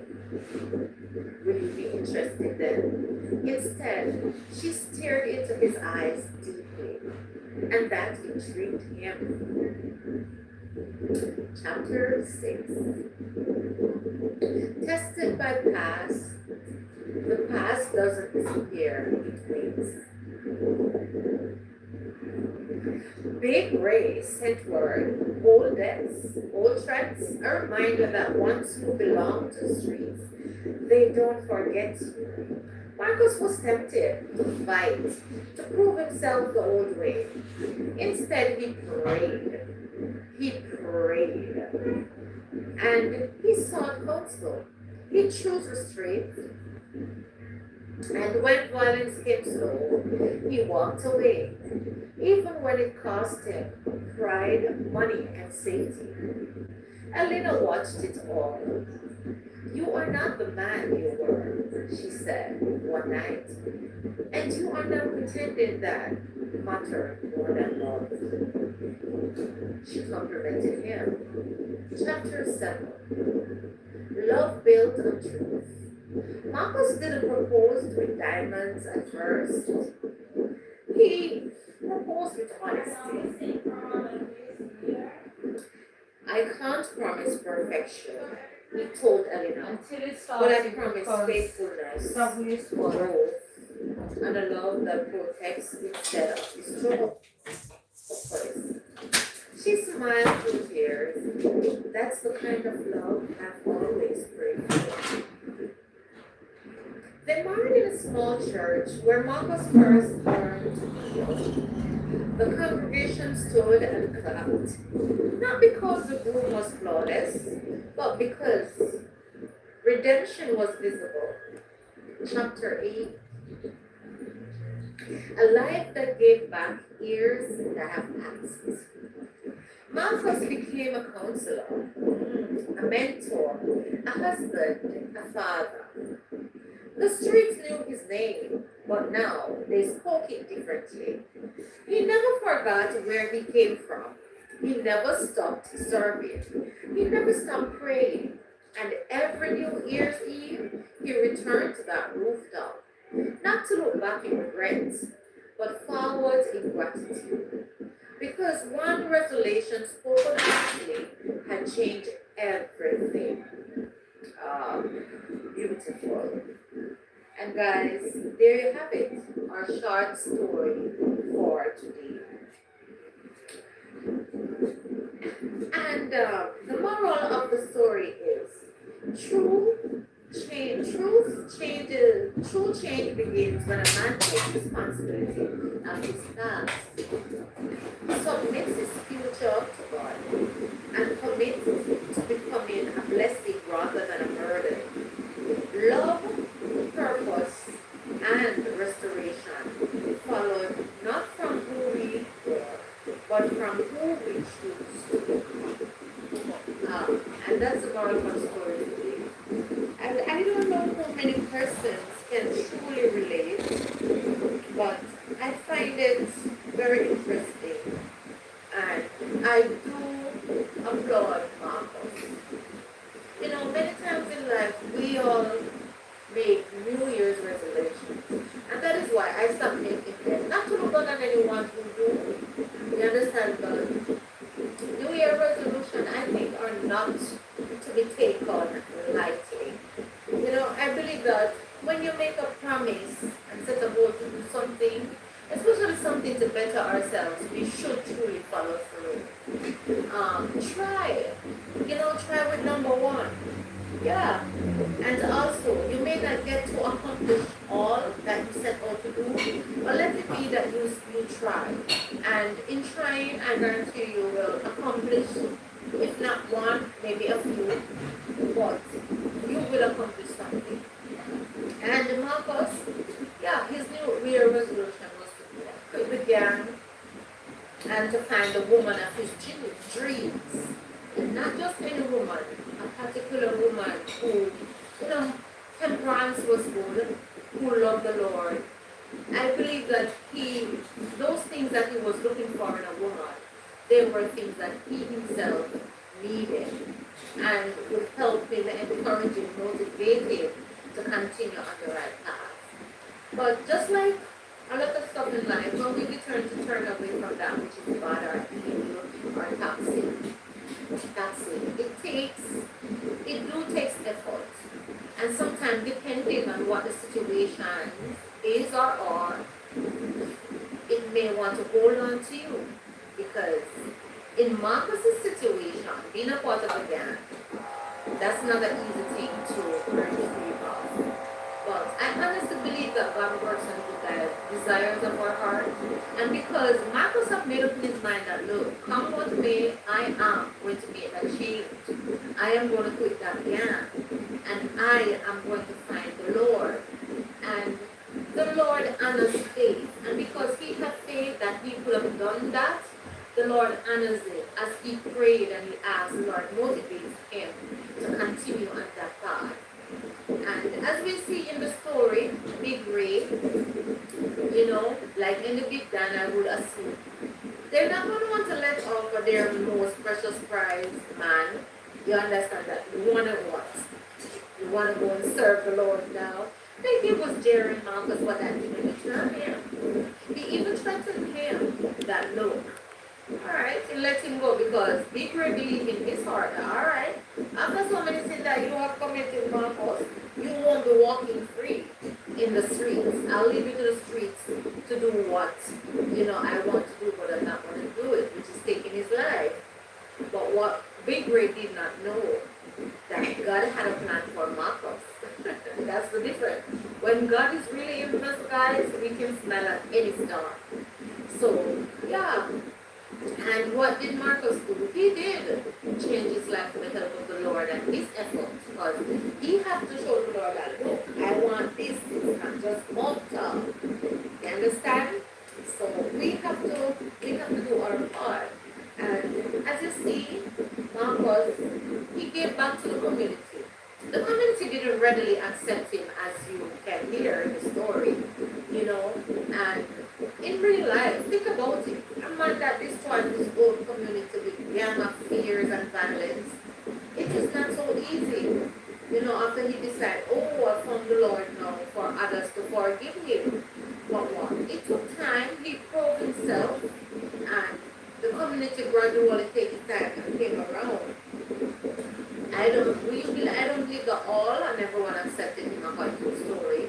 But there was this one woman that whose son was also recruited in that same gang. You could hear it in her voice, you know, as she said, so what? So we should forgive you now. You could hear the anger in it. But what I respect about that woman is that the woman tried to hold him accountable and said, all right, don't you quit. Right, so like many people would, some would come around and know that what, better we have been doing good than doing evil. So some will come around, and some persons are more forgiving than others, as we all know, right? Yeah. So the moral of the story is that true change, it really begins when a man takes responsibility. You have to take responsibility. And that's what Marcus did. You have to take responsibility for your actions. And after taking responsibility, for his past, he then submit to the future in God. What? Submit. He obeyed what? He wants to obey what our name says. He already taken accountability and know that, all right, I've done that, so now I have to do this. So he know what? Submit his will to the Creator. And that's a great way to go. And of course, after submitting his will and future to God and commit to becoming a blessing rather than a burden, love, purpose, and restoration followed, not from who he were, but from who he chose to become. So the love started pouring in along with the restoration, with the new man that he had. He was becoming and he became. Right. So healing took place and all of those things. And so this story should really teach us that nothing with God is impossible, my friends. Nothing with God is impossible. You just have to trust Him. You just have to lean upon Him. First of all, take for accountability. Go down in prayer. You understand? And the way to communicate with God is through prayer. You cannot go wrong. Prayer. For you to go to God, you got to go through prayer. prayer. And prayer takes what? Prayer takes sincerity, right? It takes repentance. It takes also knowing that the first thing, as I said, was accountability. It takes repentance and honesty, right? It takes healing and all of that. It takes faith also. But you have to believe. You have to first believe that there is a creator, there is a God, and that God in whom you're praying to for whatever, He will forgive you. Right? First of all, you have to believe that He can forgive you. Right? In believing that He can, then you know, believe and know that He will. You understand? Because at this stage, you have to believe. There is no faith without believing. Right? And you have to have patience for that which you hope for, you keep praying for, right? Until you see it. And you don't stop praying until prayer is answered, right? And the Lord will try our faith too. Because faith is the substance of things that you hope for, right? And the evidence not seen. The substance of things hoped for, the evidence not yet seen. But what? You hope, and in your mind's eye, that which you hope for, you patiently wait for it, and you look forward to it as you do what you should do to be in what? To be in the situation to receive from God, right? And God is a just God. He's an honest God. He don't look like, and he don't treat us the way people. He's a forgiving God. What He wants is a genuine heart and repentance, which is to make a right about turn. So you turn away from that which you used to do that you know that you shouldn't do, right? Like Marcus did, and start to do that which he knows is the right thing to do and the better things to do, right?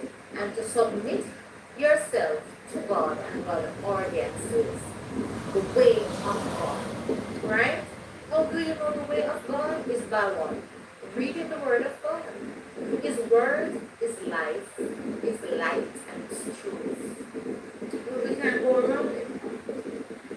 And as you read and you get the knowledge of who God is, what He's asking of you, then you apply and you submit, right?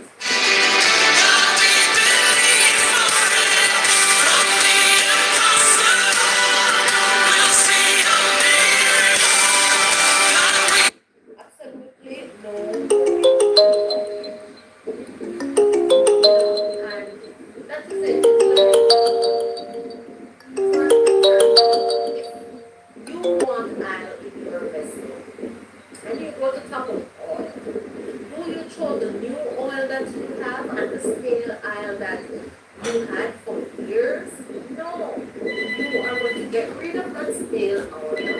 You are going to cleanse that vessel, that container, for the new oil to be poured into it. And it's the same way with us, as believers, as individuals coming to trust and to know the Lord in whatever change that we desire and whatever we need from Him. And this is for Him to do. We have to take stock. We have to take stock of ourselves, of our life, right? But this vessel that we have, you understand? Yes, you can see the outward of me, but the way that I think internally, right? In your mind, what makes me tick inside. No one can see and touch that until you reveal it, right? So this flesh, this temple is housing that spirit that belongs to me, right? That part of me that cannot be touched physically is robing flesh into the body, right? So when we talk about cleansing, we are talking the inner. Yes, we can bathe with soap and feel nice and sweet, but does that change anything? No. So you have to reflect from your mind, because everything that we go through, whatsoever battle we face, whatsoever victory we will win, we win, right? It starts from the mind. It starts from our thoughts. Whatsoever mind. That's the battlefield, right? So just like Marcus, what did he do? He went to that rooftop. And when he went to that rooftop, what was Marcus doing? He was reflecting. Thank you for coming in, whoever you are. You can thumbs up the video. Thank you. God bless you. Right? What Marcus did, it all started from his thought. Right? He's tired of, the blood, the killing, and everything that the gang comes with. That everlasting battle against himself and the community. That he has been destroying. And where it all from. It comes from his thought when the no man have to make a change. This New Year Eve, may have to make a change about who I am, how I operate, and what I'm doing. So it all comes from our thought. You want better, it comes from your thought. So You sorry want to about the stay the way interruption of that the you phone are, call, stay guys. like I that. had to take it. That was my And it's the husband. battleground because a lot of time people desire to change like Marcos, but what they cannot bring themselves to do and to think Thank is you to all for see the being end here. Thank you result. for the thumbs up. They can't Appreciate see it. how they can make that change. If you cannot see how you can make that change, I am sorry, but that change is not going to come. You understand? You first have to hope. You have to hope for the better. You have to hope for something different. So it all starts from the mind. Our machine up here. So yeah, if you come across this video, if you're here listening right now and you want to make a change from whether maybe it's a toxic relationship, situation, environment, whatever it is, but you want to really to make a change, think upon it. And when you think upon it, think about, all right, I have to take accountability. So yeah, I have been doing this. What am I going to do differently? Right? So you have to look into yourself. What is it you're going to do differently? That is taking accountability. And in doing so, and you feel like you cannot manage on your own, I mean, come on. We all have a creator. You understand? When the rain falls, it falls on the good and the bad, and everybody's housed up. So what is that telling me? That there is a merciful creator. There are so many things that we can look in our life and see that, happening to us that are good, that we don't deserve. It's coming from a creator. He doesn't look at us the way man does, right? So start there. Start acknowledging the creator. I said, there must be a God up there. You made me. And, I want to make a change. So I need your help.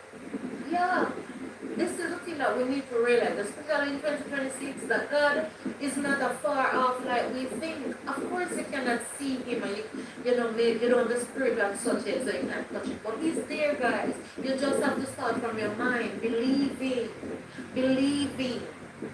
Once you start believing, go back to the Word. Right now, everywhere you turn, even the man that have to go in and ways, have a Bible in his back pocket. Start there with the Word of God. Read it some more. Even if you cannot read, you don't really have an excuse because everybody do have a phone of some sort now. So you can actually you have audio Bible. It's free. Everybody has service right now of internet and radio. You just don't know the audio Bible if you cannot understand clearly. Hey Joseph, my brother. Joseph said, Miss Michelle, blessed Saturday afternoon and Happy New Year. Happy New Year, my darling. And thank you for the thumbs up. Happy New Year, my friend. Yeah, so really, as I'm saying, Joseph, we can start somewhere. Even if we don't believe in New Year resolution, which some people do, I don't have them for it. I just don't make them anymore because it feels like a bag of pressure and then I struggle to accomplish everything and nothing gets done.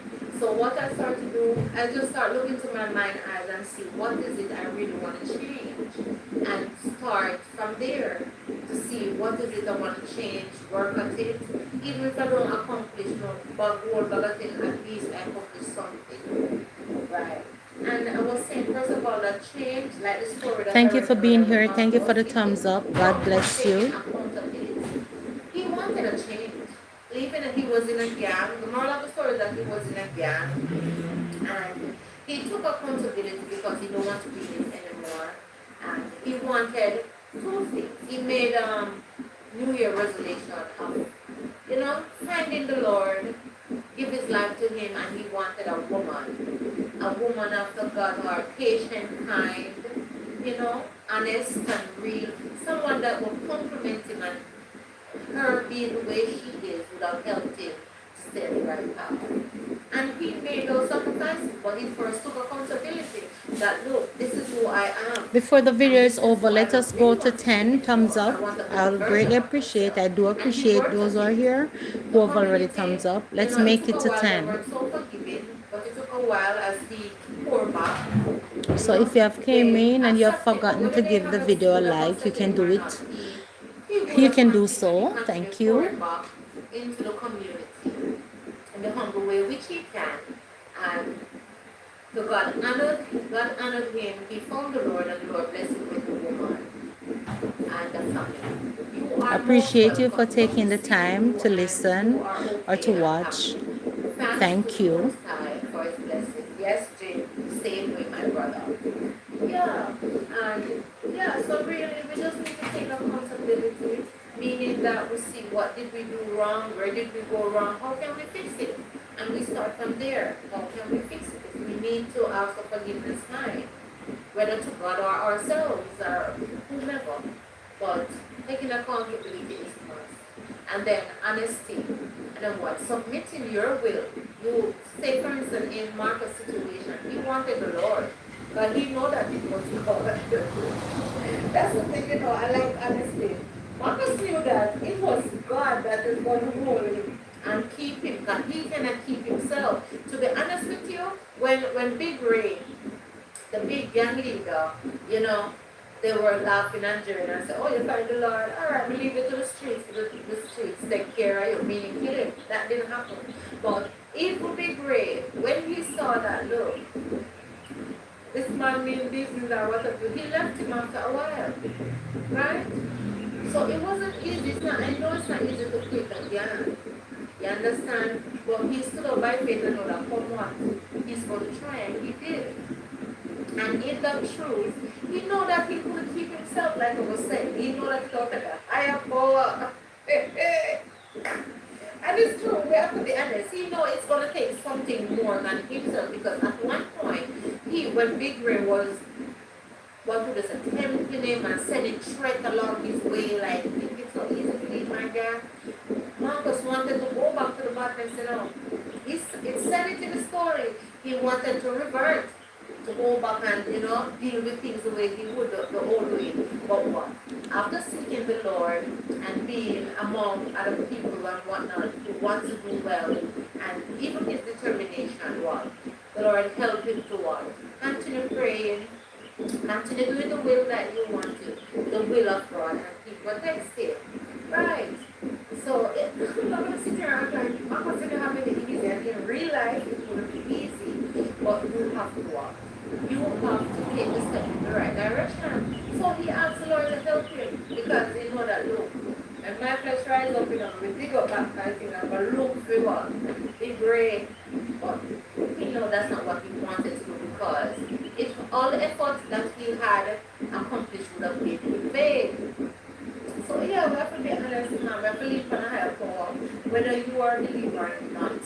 In this world, this thing called life, the 2026 guys, we have to realize that we need a higher power than ourselves.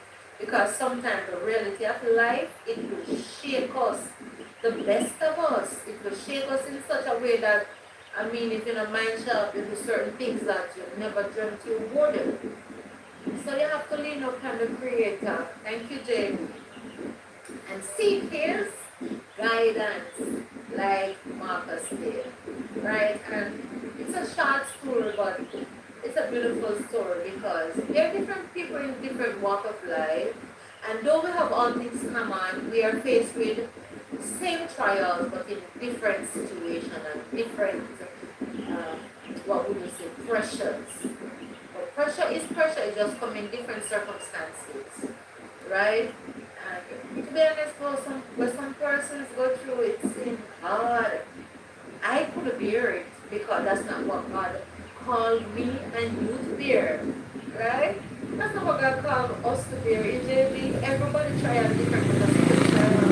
Because the word of God said, He will not give us more than we can bear. He know that we could bear a garland that on our neck. That's not our journey to church, but that was Marcus's, right?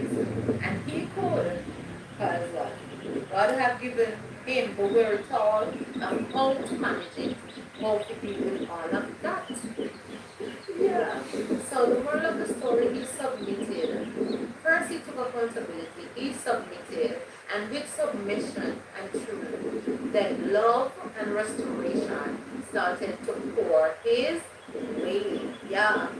God restored him, big, powerful, strong man, right? He was, oh, why? Start the church. And sometimes people just say, no, sir, God really him? Really him in a church? She got a church? But guess what?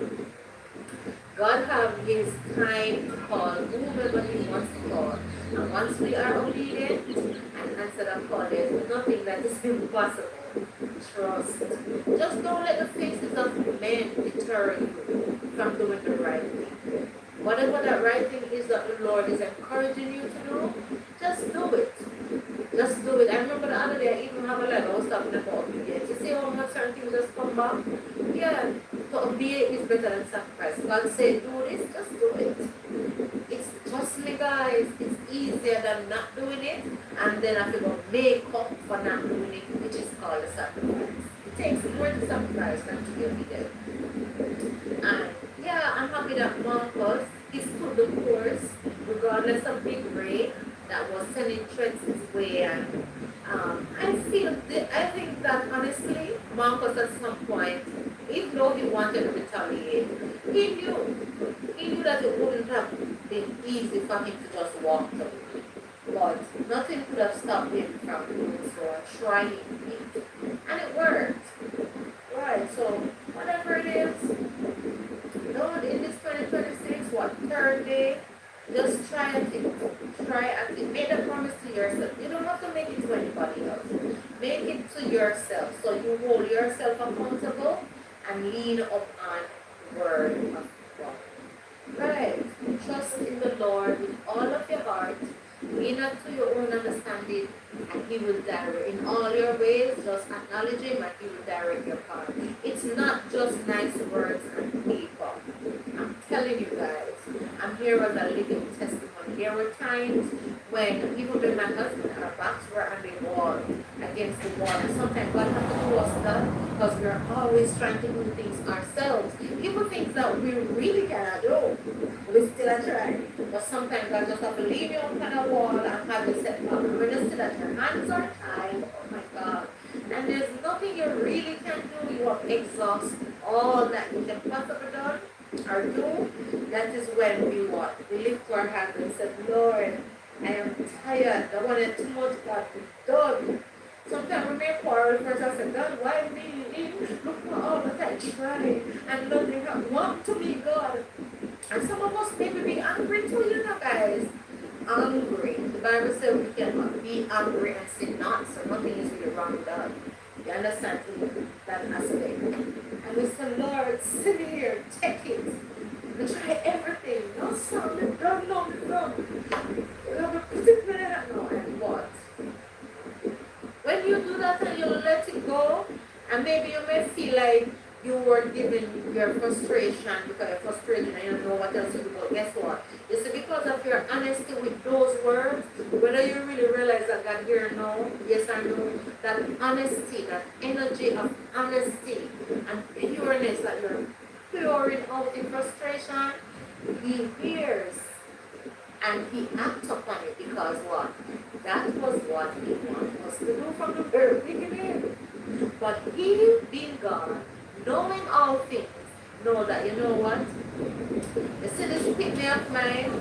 You see the, thank you, J. Bro. J. Bro said so too. You see this man and this woman of mine? You see them? They will not just remember what I've done for them last year, or last week, or how many years. Why can't they just trust me and say, you know what may I do? Take it out, make it care what think about it. then you're going to what? You have to acknowledge saying, you can do it. So who can? God. And then we bring it up, but he hears us. But sometimes they encourage. It's not that he's not hearing, but he's speaking, but we are not listening. We have to listen. And though sometimes we listen with natural ear to hear words, it may not come in words. But when you do walk in the spirit, you listen, you watch, and you observe stuff. You know what you're asking for. You know what your difficult your situations are. You have to pay attention. You understand? And see in what way is God working. In whom or who is God working or speaking. And you will get your answer. But for too long, there's too much noise. We're too busy doing this, trying to do that. You understand? When there comes a time, even in doing all that, guys, there comes a time where we have to just sit down. Sit down, relax, and just calm yourself. Move away from the noise. Step out from out of the noise. Whether it be new music, people, whatever circumstances. Find a nice quiet place by yourself. I know that my husband, he loves the bathroom. Come from work, bathroom. He have to simmer. He have to de-stress you too. I don't know if anybody else can attest to this, but he have to go to the bathroom and simmer for a while. And so maybe it's not your bathroom, it can be your bedroom, it can be anywhere you find your little peace and quiet in your home, your little piece of solace. And what? Reflect. Don't say a thing. Just sit sometime and just listen. If it's outside, just watch how the breeze are blow, how the birds are chirp, wherever you are. If you're like now in the winter, just find a nice, cozy, quiet place in your home by yourself and just go on, relax. Maybe if you're a person who unwind, some people unwind with nice, soft music, do that then. And when you shut out the noise and certain things reveal to you in different ways. You understand? When you shut out the noise, man, answers come and ideas that you didn't even realize all along, but you start realizing, no, it is the Lord speaking into your spirit. But what? For too long, some of us just want to hear, Joseph, I heard you. No. Or Michelle, this is the way you should go. No. Sometimes when you are quiet, certain thoughts come to you that it have never dropped in your mind before. And you start thinking up and say, yeah, but I could do that. Yeah, man, I could check out that. Yeah, never see all that one. Right? I know sometimes we share things and conversation with Liz. We did our meeting as a family and we were supposed to come back at the time about, what should I say, a week before, what's it called, Melissa have behave and carry on.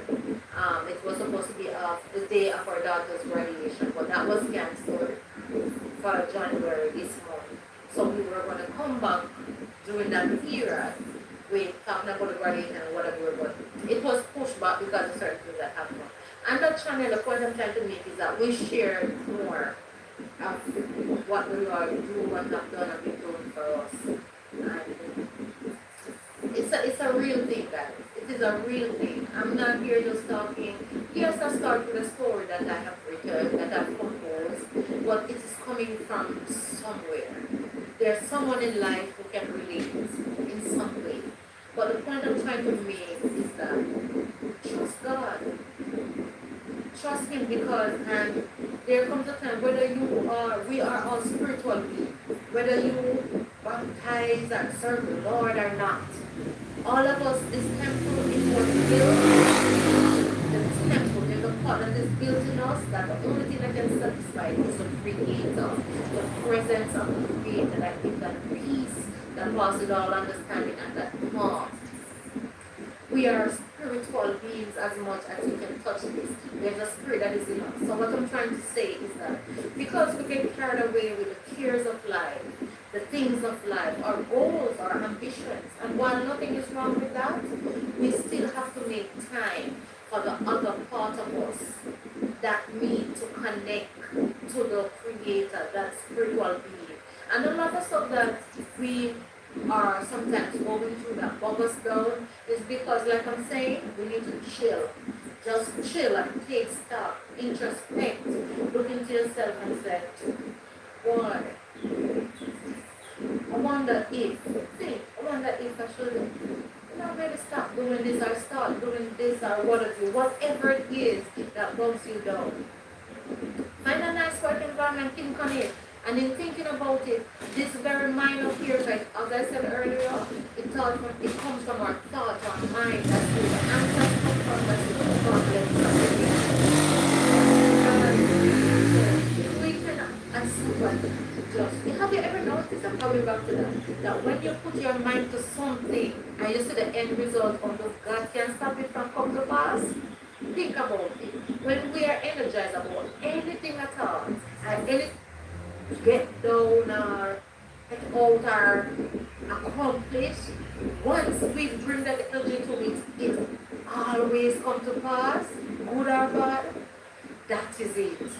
So when you want the good, you want the cleansing, the cleaning, step out of the fussiness.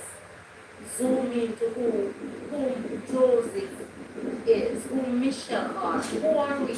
Zoom into that, because there's more to us, I'm telling you. There's more to us spiritually than this that we can even touch.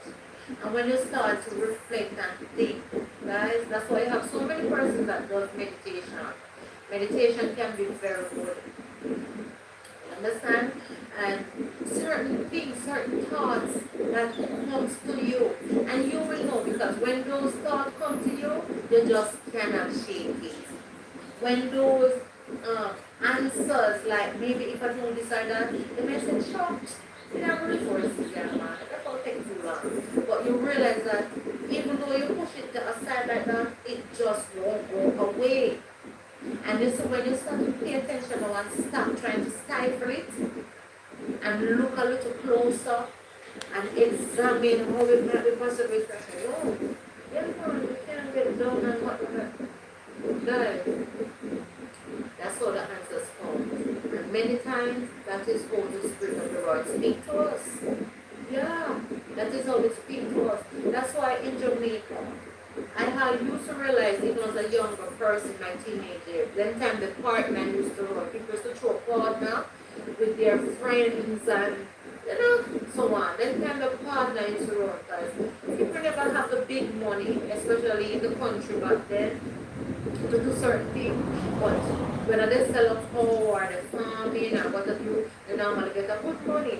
And then they would pay their partners, and whether they're not supposed to get the partners right the next three months or whatever you, they would use their money and then they will buy that significant thing that they want or pay their debts or whatever. I used to be a part of a partner plan in the 90s, the early 90s, before I got married. My first dress up that I bought, it was my partner money. And my husband coming together to, courting, and we wanted to buy our things and everything. It's partner money, right? He bought the bed, I bought the dresser. You understand? I bought the stove, he bought the fridge with our partner drawer. That's what we done back then. Nowadays there are different ways to do it, because people not just people like that. People get issues with their money. But then it was more trustworthy to do so. Now we have the bank system have implemented other things. Same little thing, but they call it different names. So the bank is more trustworthy, so you can go in there, get your money. If you don't get it, you can hold them accountable. But the point I'm trying to make is that energy.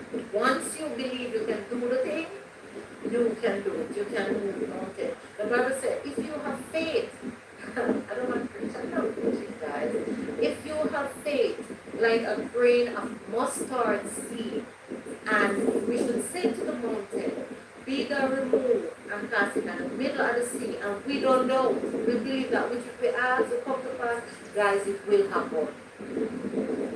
It will happen. And it leads me back to the children of Babel. In the earlier days, in the Bible days, when they decided that they were going to build a tower to touch what? To touch the sky. But they were so united, guys. so united. They came together and they were building the Tower of Babel. It's in the Bible. I don't remember the exact scripture reference, but it is. When you have time, you can just Google it. You can just say, Google what is the Bible reference for the children of Babel trying to build a tower. Right? They were building that tower, going to touch the sky, passing through the clouds and all. But what? That wasn't the will of God. So because they were so determined, God had to do what? He had to confuse them. Because they were going to touch that sky. That's how powerful our minds are when we put our mind to anything that I want to accomplish. Guys, I'm talking to you and I'm talking to myself. I have experienced it in some ways during my almost years of being married to my husband. A lot of stuff that we do accomplish for ourselves is faith. It's not because we have the money. It's believing that we can, with the help of God, and we take the first step by approaching the first thing that needs to be done, and the next thing work out, the next thing work out, and it just fall in things to work out. But you have to help yourself, and it also got on mind. Yes, so back to the Babel heights. Yes, God have to confuse them. What did he do? He let all of them begin to speak in their mother tongue. But there were different people that come together that speak in different stuff.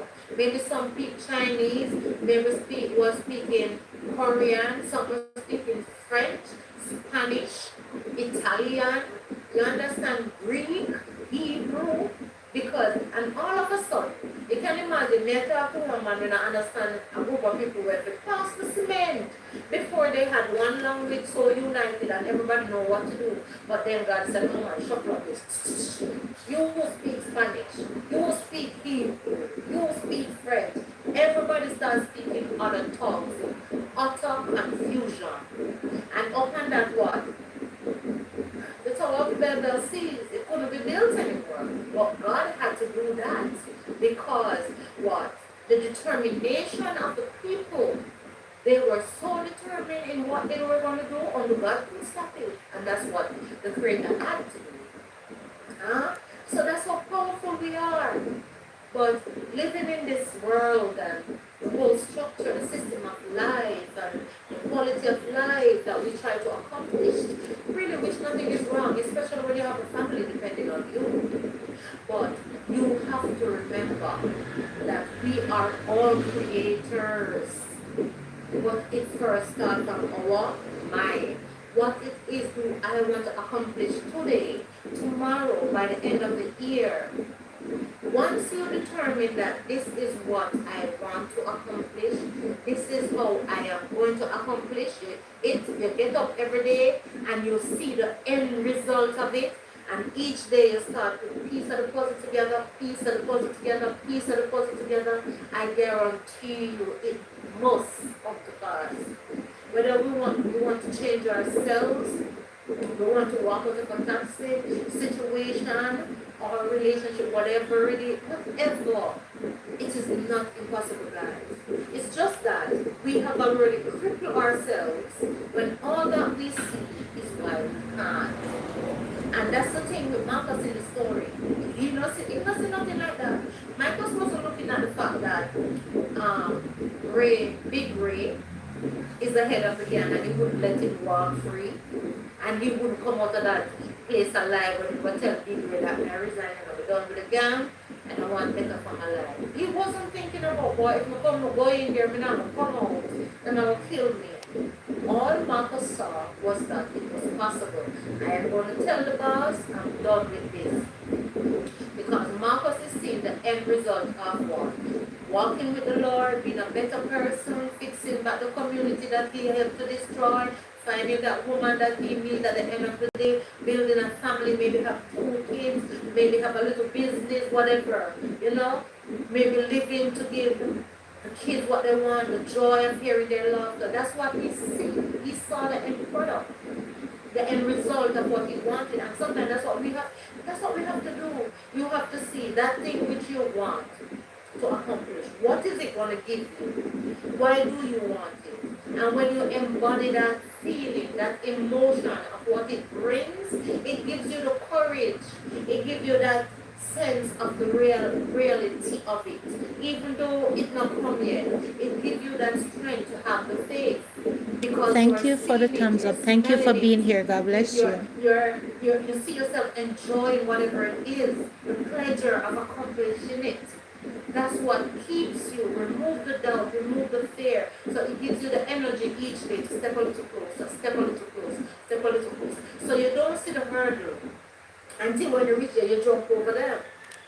And that's the capability that is in us. That's what God placed in us. Trust me, guys. That is already in us. But it just covered under the debris of doubt, of fear, and why I can't do this, think too much. It covered all of that under negativity. So if you can brush it off, mm, oh, I see myself, I see myself with that. Well, I mean, social media, I don't know, one day my ambition is always to work my own house. And to be honest, when I think upon it, I see myself in there enjoying it already. You understand? I see myself in there doing videos and testifying with you guys and showing you and explaining how it all came to, God bring it into being. And guys, I am living in the emotion and the joy and feeling of that which I want to accomplish, how it accomplished, and me did the end of it already. I enjoy. Even talking about it like this, me feel like nice, like, oh my God, I'm excited. Me not spend no more time on the phone, Lord. Me not have money, Lord. I heard I will come and boy, I'm this age, and by the time and nope. That kills dreams. That kills faith. For what? I believe that Hey, even with Kiers. that Welcome, you can, sis. Thank you for coming in. maybe Happy first step is to Monday. what?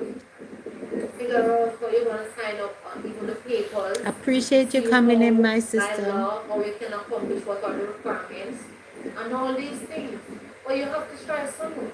We have to try somewhere, no matter what it is. And like I said, I'm talking to you guys, I'm talking to myself. Because we have to be deliberate in our Yes, choices. We Cares. It's have to be about the deliberate goal, in our keeping actions. And focus. this You know, 2026, and when you press think about towards it, it. You know how it 2026. goes. I mean, in 2000, when my husband and I got married, when I think about 2026, it felt like, oh my God, that seemed dismal, look far. When we ever reach there, but here we are. 26 years later, no, 25 and a half years later, the end of this 23rd of this December coming would be what, 26 years. Here we are. So you see how important it is not to be deliberate in our actions, especially this 2026. God have us here alive for a reason.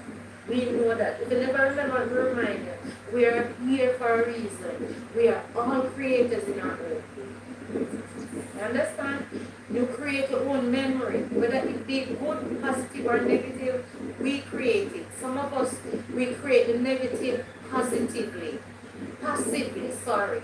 Meaning that by not really doing anything, by knowing what it is you should do, but you don't do anything, you're positively, passive, not positive, you're passive, passively creating the negative.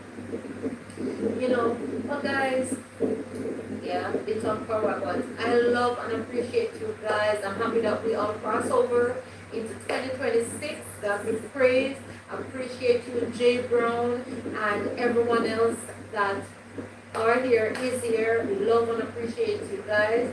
And let us just chat together, continue to encourage each other, be deliberate in our choices. I'm talking to myself as well. I'm not dictating, I'm talking to myself. I'm encouraging myself. And I know we will have a prosperous end of 2026 as long as the Lord lets us prosper. So let us continue being our good, bad, good self in whatever environment the Lord throw us in any whatever situation. Let us be the best us in whatever way possible. Love and love and love and love. I can't love you guys enough and appreciate you all. And of course, I will see you here around the streets of YT every now and then. Thank you, J Brown. J Brown said, I'm still here, hon. I know, J Brown. And I appreciate you being here to the end. Yes, we have a few seconds because, of course, it's just an hour. But thank you for coming in. When I don't see you, I do miss your presence because you make every life count wherever you are, wherever you go. And that is it. You continue to be your good self, your big, bad, good self wherever you go. All right. Love you, love you. Bye bye, guys. Until we meet again.